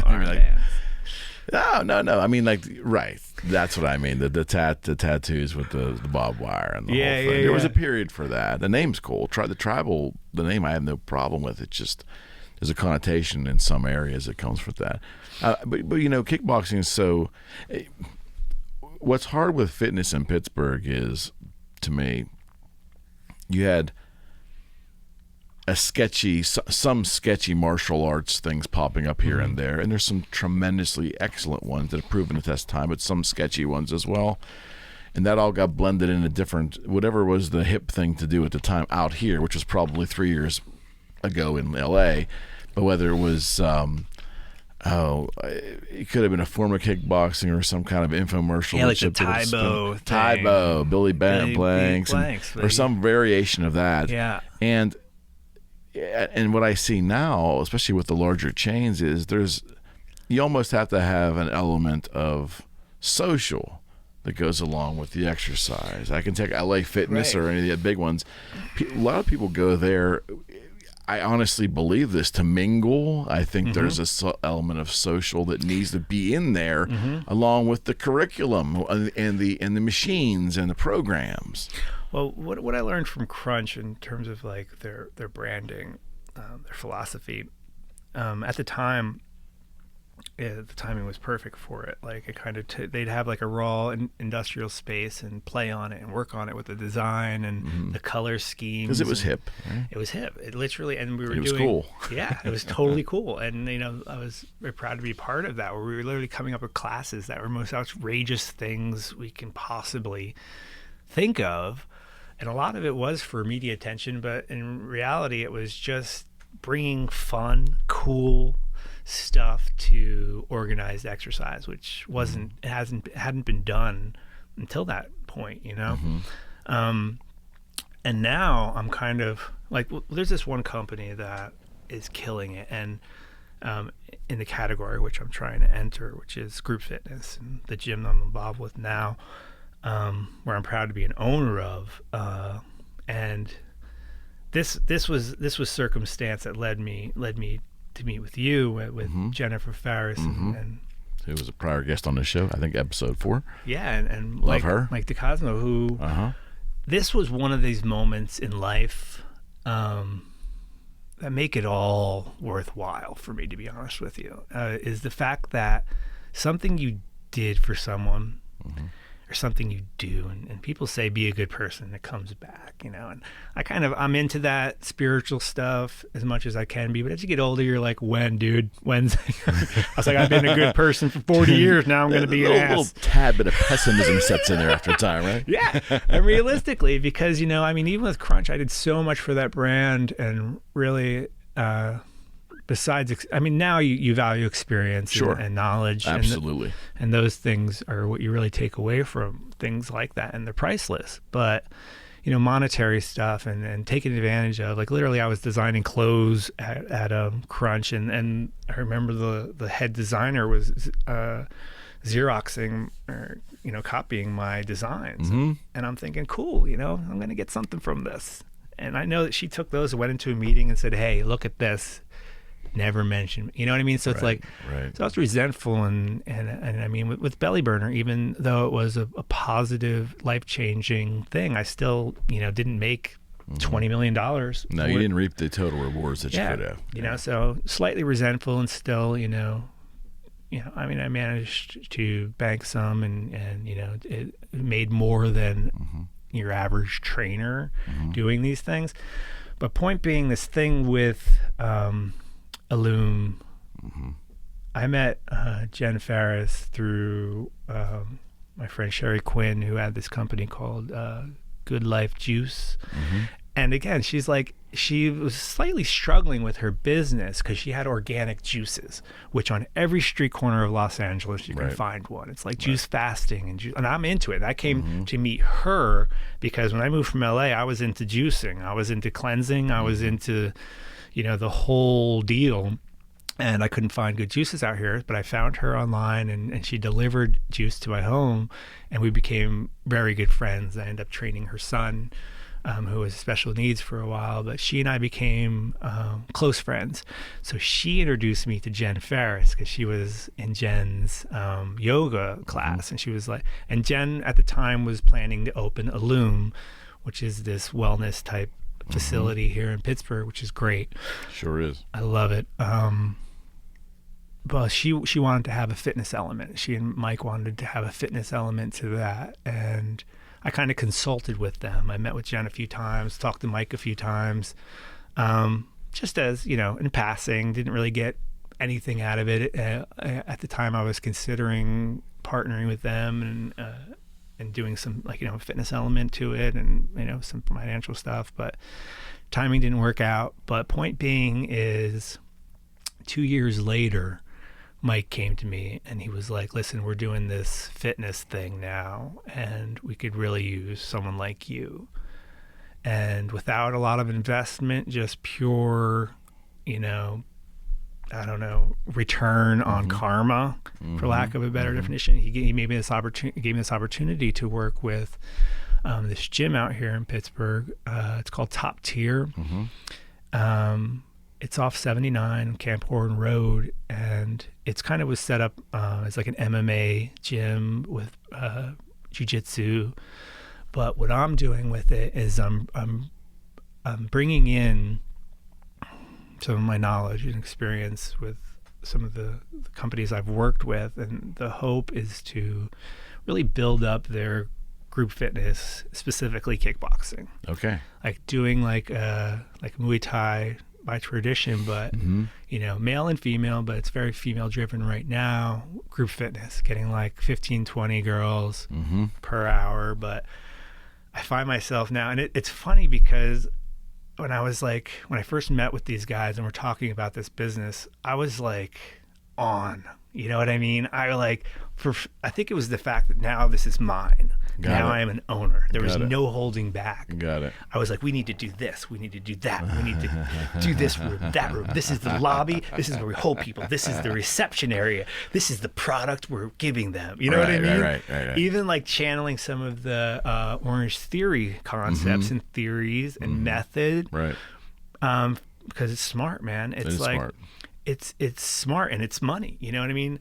As a wrestler, I love MMA, I love UFC, but there's really, you know, some people in the game are doing it okay and making money, but I know people that are UFC fighters that are struggling to pay bills, you know. And we had Adam Milstead on here. You know Adam? Yeah, I don't know him, but I know great him. guy, great time in here. You know, but you know, a lot of these guys, because I have a cousin he was supposed to be in UFC, but wasn't. Now he's a jiu-jitsu black belt, really talented kid. He wins all the other championships, but he hasn't gotten his call up. He had it once, but missed it for he had a physical problem as far as didn't get his papers in. It's so competitive. And unfortunately, he may have missed his window. But point is, you know, he's opening his own gym, but he works with some of the UFC guys out in Jersey.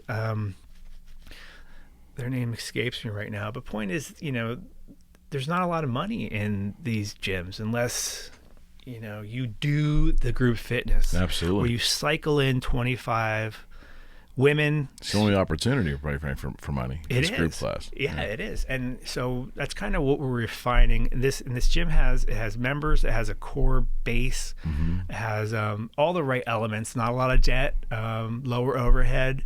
8,000 square foot facility. It's good size.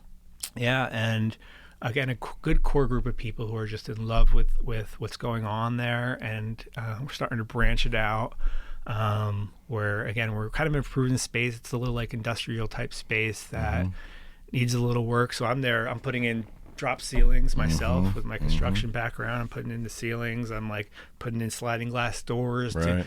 But again, it's like, I'm on, man. I'm like, that's good. This is what we need to do. This is how we're doing That's it. good. And my partners there are just, they're kind of allowing me to, you know, they're giving me the respect to make it happen. And, but my hope and plan is to build it up, you know.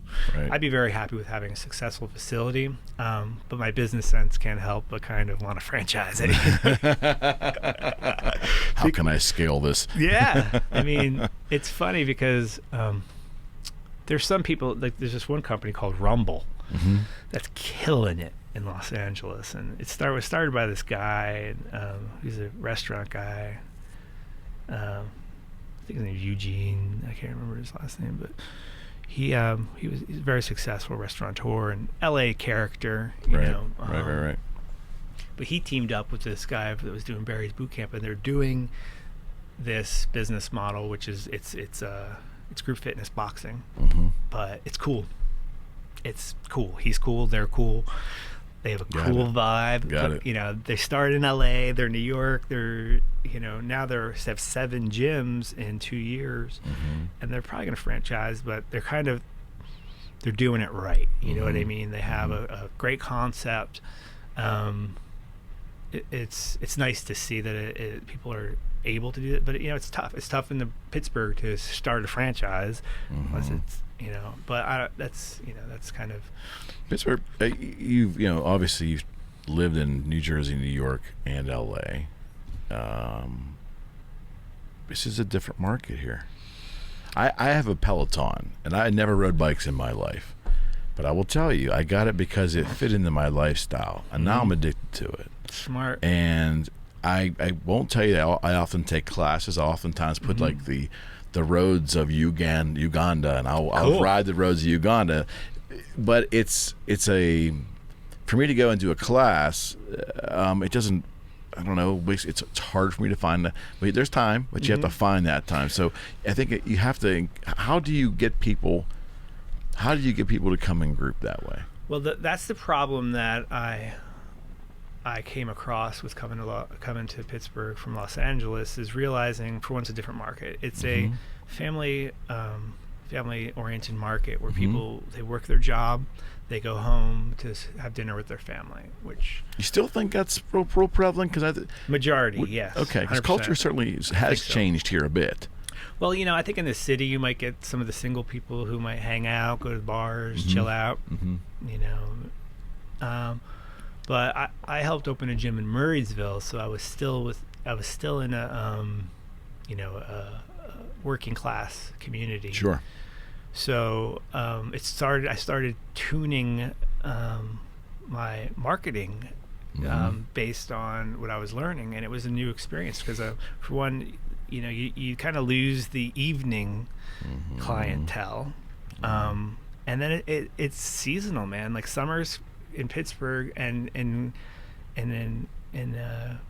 communities that have these seasonal communities and they celebrate. We celebrate summer. It's like a lot of people don't want to work out. They'll go outside and ride bikes and do things and get on the boats but they don't want to be locked into in Los Angeles it's different. Everyone works out all the time. But the group concept's different. If you get addicted to the group, and if those are generally in your group, and you come together, a couple of come together, that's a good strategy, I think. I would think. Well, I was keen. I was keen to the CrossFit movement when it was happening because it reminded me of organized sports in terms of community. It's group fitness by definition. It's kind of functional, but I was one of the first group of people to get certified, and this was in 2007 also, as a trainer, because I knew CrossFit was going to be huge. And I almost opened a CrossFit gym in LA, but the trend has moved more towards which are considered boutique fitness, and there's reasons for it, in my opinion. The corporate franchise gym model is damaged. For one, it's monopolized by big players like the own LA Fitness, and because basically, to back up, like when we sold Crunch to Bally's for $90 million, they a year later sold it for $50 million and went bankrupt 2 months later. And, you know, they sold some to LA Fitness. They sold some, which is now Planet Fitness. But Planet Fitness is like, you know, no judgment. That was ours. That was like what Crunch owned in terms of like its slogan. And it's kind of, and it even looks like the Crunch of some of the color schemes. But Planet Fitness, it's smart. Their business model with volume, you know, whatever, they charge $10, but it kind of killed the business model for franchise, for large, big box, in terms of like, you know, you can't be a one-time small player and open a big box gym, right? Because I mean, if you want to have a local community gym, sure, maybe you can. Yet the point is, in terms of like the business of it, group fitness is the way to go. You know, and franchising or group fitness, small, cycling people in, cycling people out. The very Orange Theory concept where you have 25 people in the class, you get them out, you clean it, you get 25 people in 10 minutes, and you do that 6 times a day. You know, Orange Theory's making $100,000 a month, and that's such a different concept, right? That had to be. It's just, but there's something socially happening that'll work that might not have worked 20 years ago. Yeah, it's. I mean, with social media and other platforms for advertising, it when you're able to have your experience broadcasted on a social network, it's priceless, and people. Yeah, that's another thing with Orange Theory. They're kind of like they instill that in their programming as far as how they train people. They're like, you have to post 3 boomerang shots and 2 with a member next week. You know. Because they see the value. That's part of business now. It's part of business. It's powerful, and you know, back to Rumble, the reason that they became what they are, in my opinion, is for when they have the celebrity entity or outlet or whatever you want to call it through Los Angeles. So if you have like X amount, they never paid anyone for advertising either. It's like they have whoever, you know, taking a picture of themselves at their gym, and they have cool art on the wall and. You know, so it and the timing was right. Like the guy who started it, he went to a group fitness guy like myself or a fitness guy and said, listen, I want to do this gym, with no attitude, with no ego, gave him a partnership. And, you know, this kid Noah, who was a Barry's Boot Camp guy, who's now a partner at Rumble, was just like me, you know what I mean? It's right timing. He got approached through social media, which is also, it's hard to, you know, you can't find people. This guy, amazing. This restaurateur messaged him, said, hey, Noah, you want to get in on this? And Noah was like, heck yeah, I'm sure. And now it is what it is, but beautiful business model, you know, and you can't buy that kind of stuff. And again, it's like, you know, so back to the culture of Pittsburgh, I think Pittsburgh is moving towards these things in terms of, you know, evolving towards the importance of fitness or the culture of fitness, you know. But again, no question. You know, you're still battling with lifestyle, you know, family. But again, what I learned is when you incorporate a few different things, and this is what I'm doing with this business model now, is you have to have group fitness. You have to have personal training. You have to have youth performance enhancement. Now, as you're a parent, talking about for high school sports, everything, man. And I just graduated my son, and so we've watched him play high school baseball, and you know, it's great. And it was awesome. We didn't. I wish that something like that had existed. Well, we got the baseball training for him. You know, he wanted to. We had no pressure coming from us, but doing the other part of it, like a personal training to improve his strength, his core strength, and just introducing him to other things he can do to make himself more fit. That would have been amazing. Well, you know, it's like, as an athlete myself, as a youth athlete, my parents, they fueled my interest in the sport, where they literally, my parents were great and still are, but they supported me with my athletics. Like my dad, he constantly was like, don't work. You can work your whole life. I took that a little too literally. God bless him.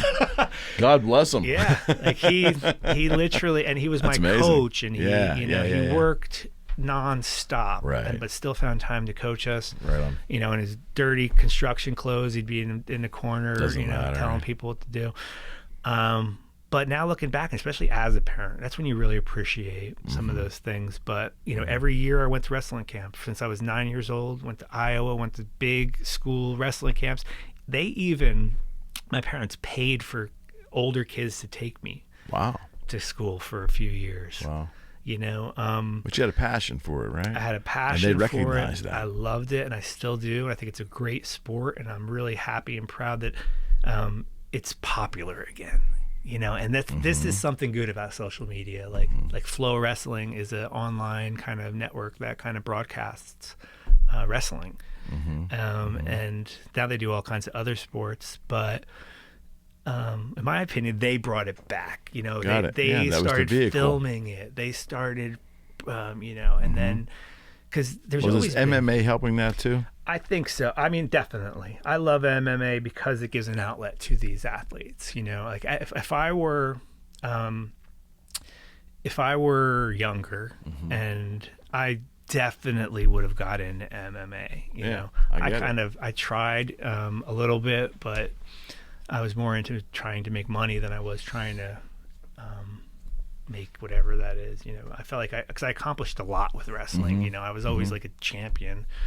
But there really wasn't anywhere else for the creme de la creme to go outside of pro wrestling, which is a whole different animal, which is a lot more theater than wrestling. Very popular, but it is what it is. But MMA is another outlet for them. It is, and it's respected. The respected arts in the mixed martial art community. You have your grappling, which is wrestling. Wrestlers do very well, especially if they grew up wrestling, because what they say in MMA is that you have good hips, you have good understanding of your positioning.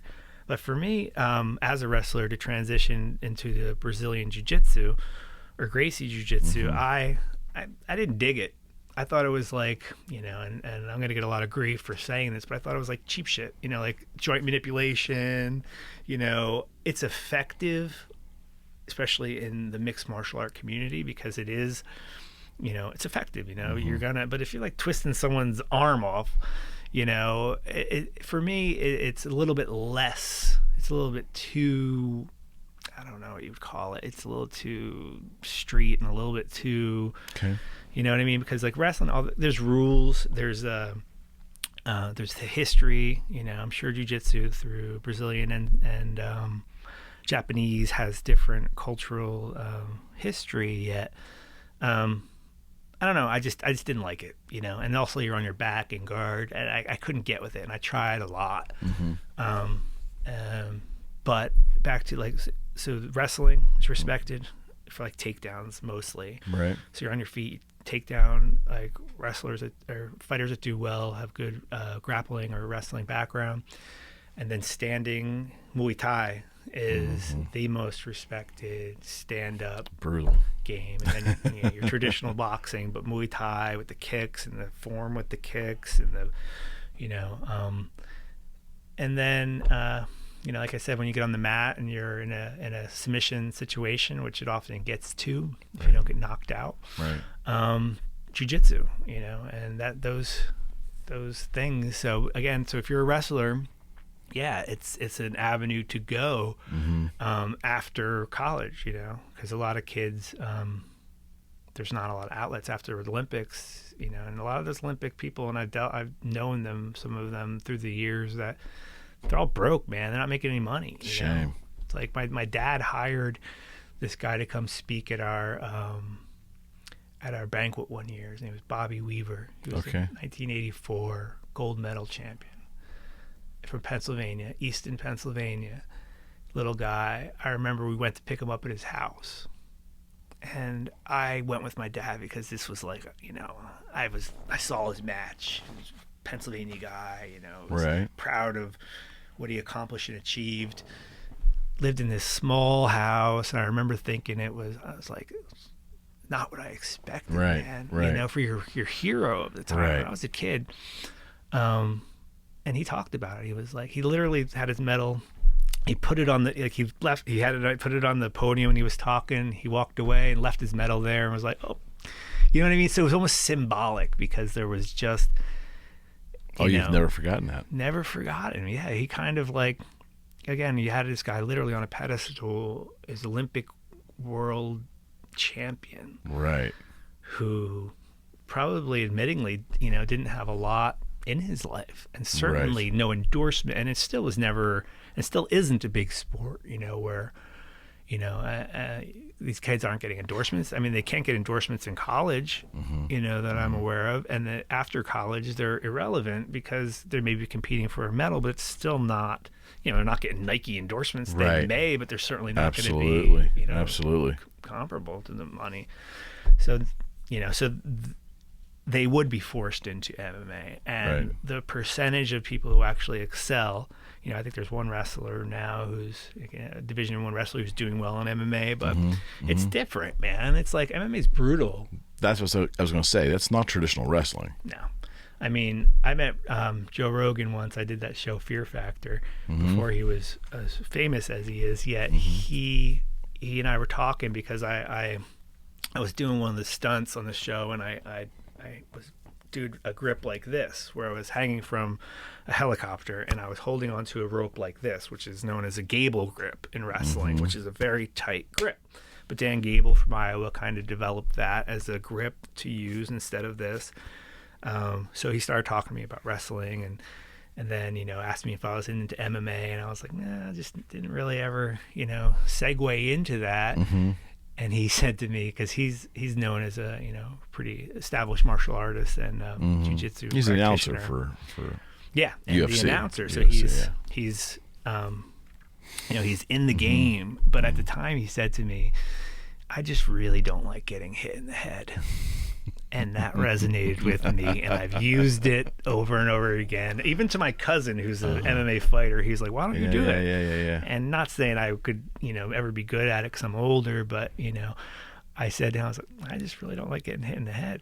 Well, Rogan never really competed in the UFC at all, right? No, he was a champion Taekwondo guy, I think. But he's got his black belt in jiu-jitsu from like Eddie Bravo, who's kind of a cult. But he shows up on his show, I think, all the time too. Yeah, I watch a lot of Rogan. Rogan was the inspiration for this little gig here, and you got connection with Joe, right, to some degree with your friend. Oh, right, yeah. Well, back in the LA days. Yeah, I like Joe, and I love what he's doing on the show. But when I started Belly Burner, I was training this comedian named Carlos Mencia. And Rogan at the time wasn't as popular, and there was like all this internal talk about, and internal meaning within the comedy community, which I know nothing about. So and I'm sure there might be some truth to the claims, but Rogan kind of martyred Mencia as a joke stealer. And, you steal jokes, to the point that when I was training Mencia, and Mencia was one of the most generous people I've ever met in my life. With his entire family, he gave his family everything, and then he gave me more than he needed to for both money and time. He did a testimonial for my product. He was in my infomercial. Right. So Joe targeted him as, a joke stealer, and kind of painted this picture as a fraud for as Mencia being kind of a fraud in the community. And again, not knowing, I know some of his, he stole from this guy Bobby Lee or something, who was I don't know. But in my opinion, it's there's so, how do you own words? You know what I mean? How do you own comedy? Well, sure, you and can, Rogan but professes to be this pragmatic thinker. It's almost like he would be taking the other side of that, his own accusation, because how do you don't own language, right? I mean, that's you don't what I mean. I know some of the circumstances where they were literally showing video footage of one comedian and then having Mencia say it, and Mencia even joked about it, being like, well, I told it better, But I guess that's taboo within the community when you own your jokes and it's yours. But I just didn't like that he targeted the man, and the guy's a family man. He's a good person. He cares about people, yet He targeted him in a negative way. And when it happened, I was with Mencia. I was training with him, and he gave me the opportunity. I built a gym for him in his home. So there was a lot of things that he helped me with. Sure. So it just seemed unfair to you. It was unfair, and the hardest part about it is, I think at the time Mencia was on top of the world. He was doing great. He was doing stadiums, and now Joe's doing stadiums, and Mencia's doing comedy clubs. But he's still in it. He's still doing it. But it was sad because, again, I consider Mencia a friend, and I know that Rogan never let it go. Even that he's so successful now, I've never seen anything about not an apology, but come on, bro, give me a break. You know what I mean? It's like, a lot of people think that he was doing that just because Mencia was so popular, and maybe it worked a little. A lot of Joe's success might have to do with the popularity with MMA as well.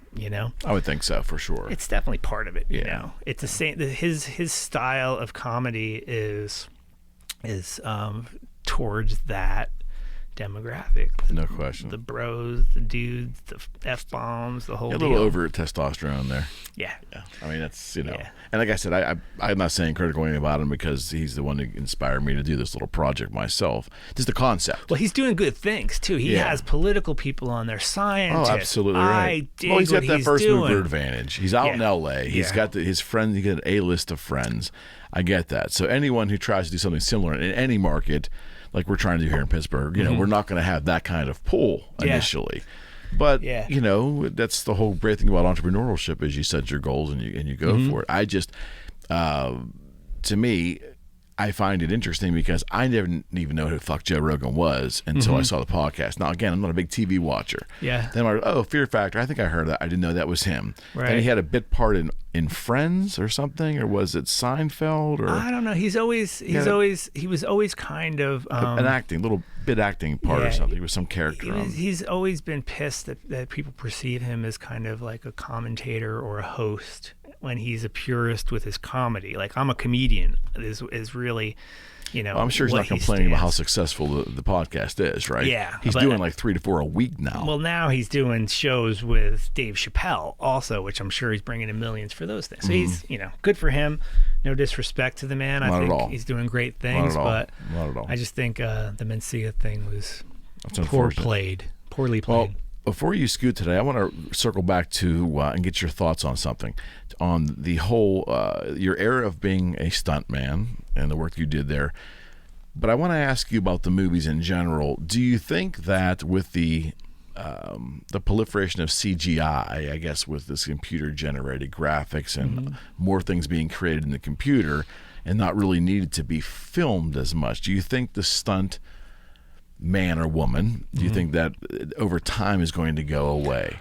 No, they do like the motion capture stuff that still really requires a skilled martial artist or stunt player. There's a lot of attention around this in the stunt community because the stunt player has never been recognized by the Academy. There's no awards for stunt people. That seems remarkable. Well, certainly since you have the wardrobe person who are commonly recognized, but the people that are doing it's almost like there's this behind the scene. They don't want the public to know what's really happening in the movies.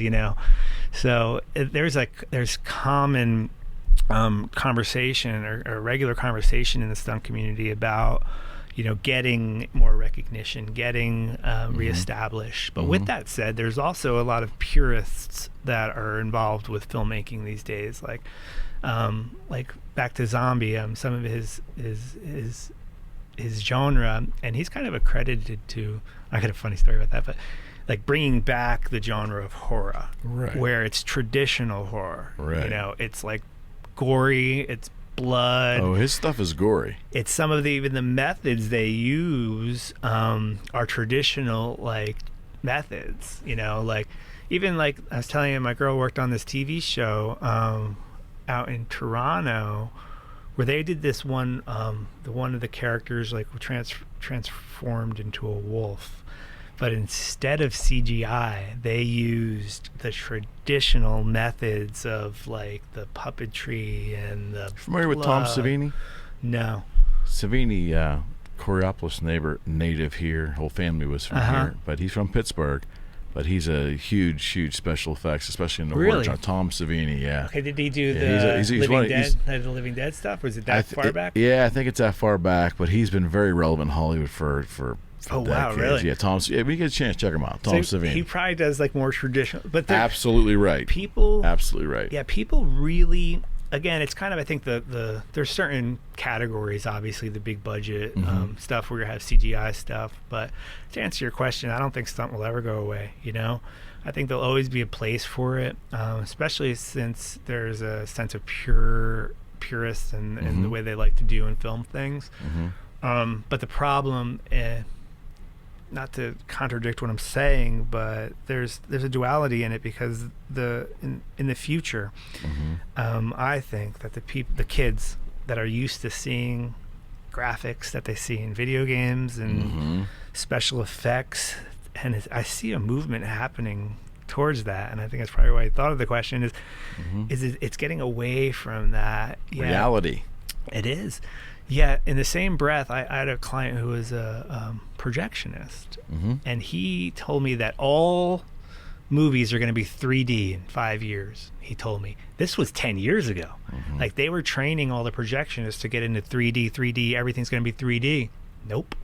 It hasn't really worked, has it? It hasn't worked because I think, again, like some of the purest form of the art of filming, you know, and the process of filming, I think a lot of people really, especially people that are doing it, you know, the directors and producers and stuff, there's a respect for the craft, I think, and you know, that might help sustain the stunt because it is similar in the purest sense of it. You know, it's a tradition. You know, this movie that Tarantino just did with Once Upon a Time in Hollywood, it was ode to an old stunt guy. This guy who started Stunts Unlimited. Used to do stunts for Burt Reynolds. He was like cooler than Burt. You know, they'd party and roll around L.A. just like in this movie. That's literally what it was based upon. But, you know, he's a good example of a traditional filmmaker. You know, sure, there may have been some maybe not, actually. I just saw that film, and there was like pure gore, pure comedy, pure traditional filming methods. You know what I'm saying? Right. And he's on top of his game. You know, it's like, and he's a purist in a sense, and he's actually loves stunt people. This girl Zoe Bell, who played a character in his movie. She played a stunt person. She was wearing a cowboy hat and threw a few lines out. But she's been in all his movies, and she was Uma Thurman's stunt double in Kill Bill. So she's like this hardcore. I love her. She's so great. I had the privilege of meeting her once, and she's as cool as you know, anyone else out there. But again, like a pure stunt person. But you know, he embodies that. He respects that, and I think a lot of people do in the industry. I'd like to think that they do. Sure. You know. But who knows how things may evolve, man. Yeah, hopefully not in our generation. Yeah, exactly. It doesn't happen in our generation. Yeah. This has been good, my friend. Right on, dude. I appreciate it. Come back and see me again, huh? I would love to, man. Yeah, see what happens over next. And one last thing before you go. So you've been in Pittsburgh now for about 5 years, is that right? Yeah. 5 years. Today's my daughter's birthday, her fourth birthday today. God bless her. Happy birthday. Happy birthday, Frankie. My question is, what do you love about this town? And what don't you love about this town? Well, you know, I do love the town. Otherwise, I don't think we would have stayed. Sure. You know, what I first and foremost comes to mind about the town is it's the environment in terms of like how people embrace and enjoy. For one, the seasons. The sports that are, do you think, completely well, some of our sports teams, I mean, yeah, I can't speak too highly of the baseball team, but no, but I'm all in with that. But again, seeing how the culture is evolving, specifically in my category with fitness and well-being, and it's a young city. I see the changes happening even within the 5 years. So I'm looking forward to the growth of for one, the business, and two, the culture of the city. So I dig it. I like Pittsburgh. And what don't you like about the town? The same things, man. Of course he was going to say that, right? But you had potholes in New Jersey, right? So Right. you're familiar with those. We're Yeah. kind of like known for those, right? Yeah, I'm not. I mean, it's literally very similar to New Jersey, specifically for those reasons, and that's like seasonal. You guys were a little more more edgy and maybe a little more mean spirited than New Jersey, you know what? right? That reminds me what I dislike mostly about this, and I didn't see it coming, is the weird accent that some of the. You said the Yinzers. A lot of people, I never knew that there is a specific accent that goes along. And my wife or fiance, she can do it well. I can't. Where it's like downtown and I don't know if I'd ever seeped going into downtown. me. Like I must still No, say man, it y'all hasn't. and all. Yeah, but once in a while I'll say y'all and they'll say there's no y'all here. It's yins. Yins going Yinzers. downtown.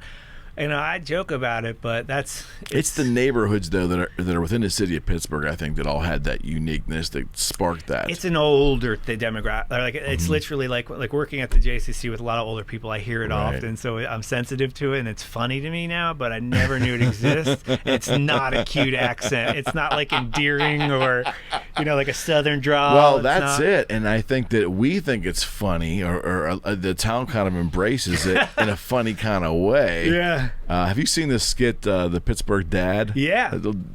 He is He prototypical Pittsburgh. Yeah, right there's there. a couple radio stations that they play on that and they work outside it. of the town though, I don't know if it reflects very well on us.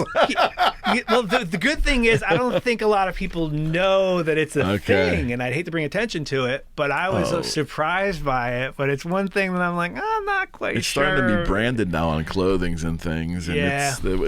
someone told me the word yins, Y-I-N-Z, is supposedly going to be accepted by Webster. Maybe it already has. I don't know who has a Right. dictionary anymore, but it's a Maybe. thing. It's a thing. thing. Yeah, it's a thing. But no, ultimately, we're enjoying our time here. We're happy to be part of the community. Any restaurants you found that you dig? Oh God, that's not my thing, man. That's all right. Yeah. Have you gone to Permanis? I actually haven't. I actually went the one time I came out to visit many years ago and loved it. And there's one near my home. Because that's Pittsburgh. Yeah. And that is.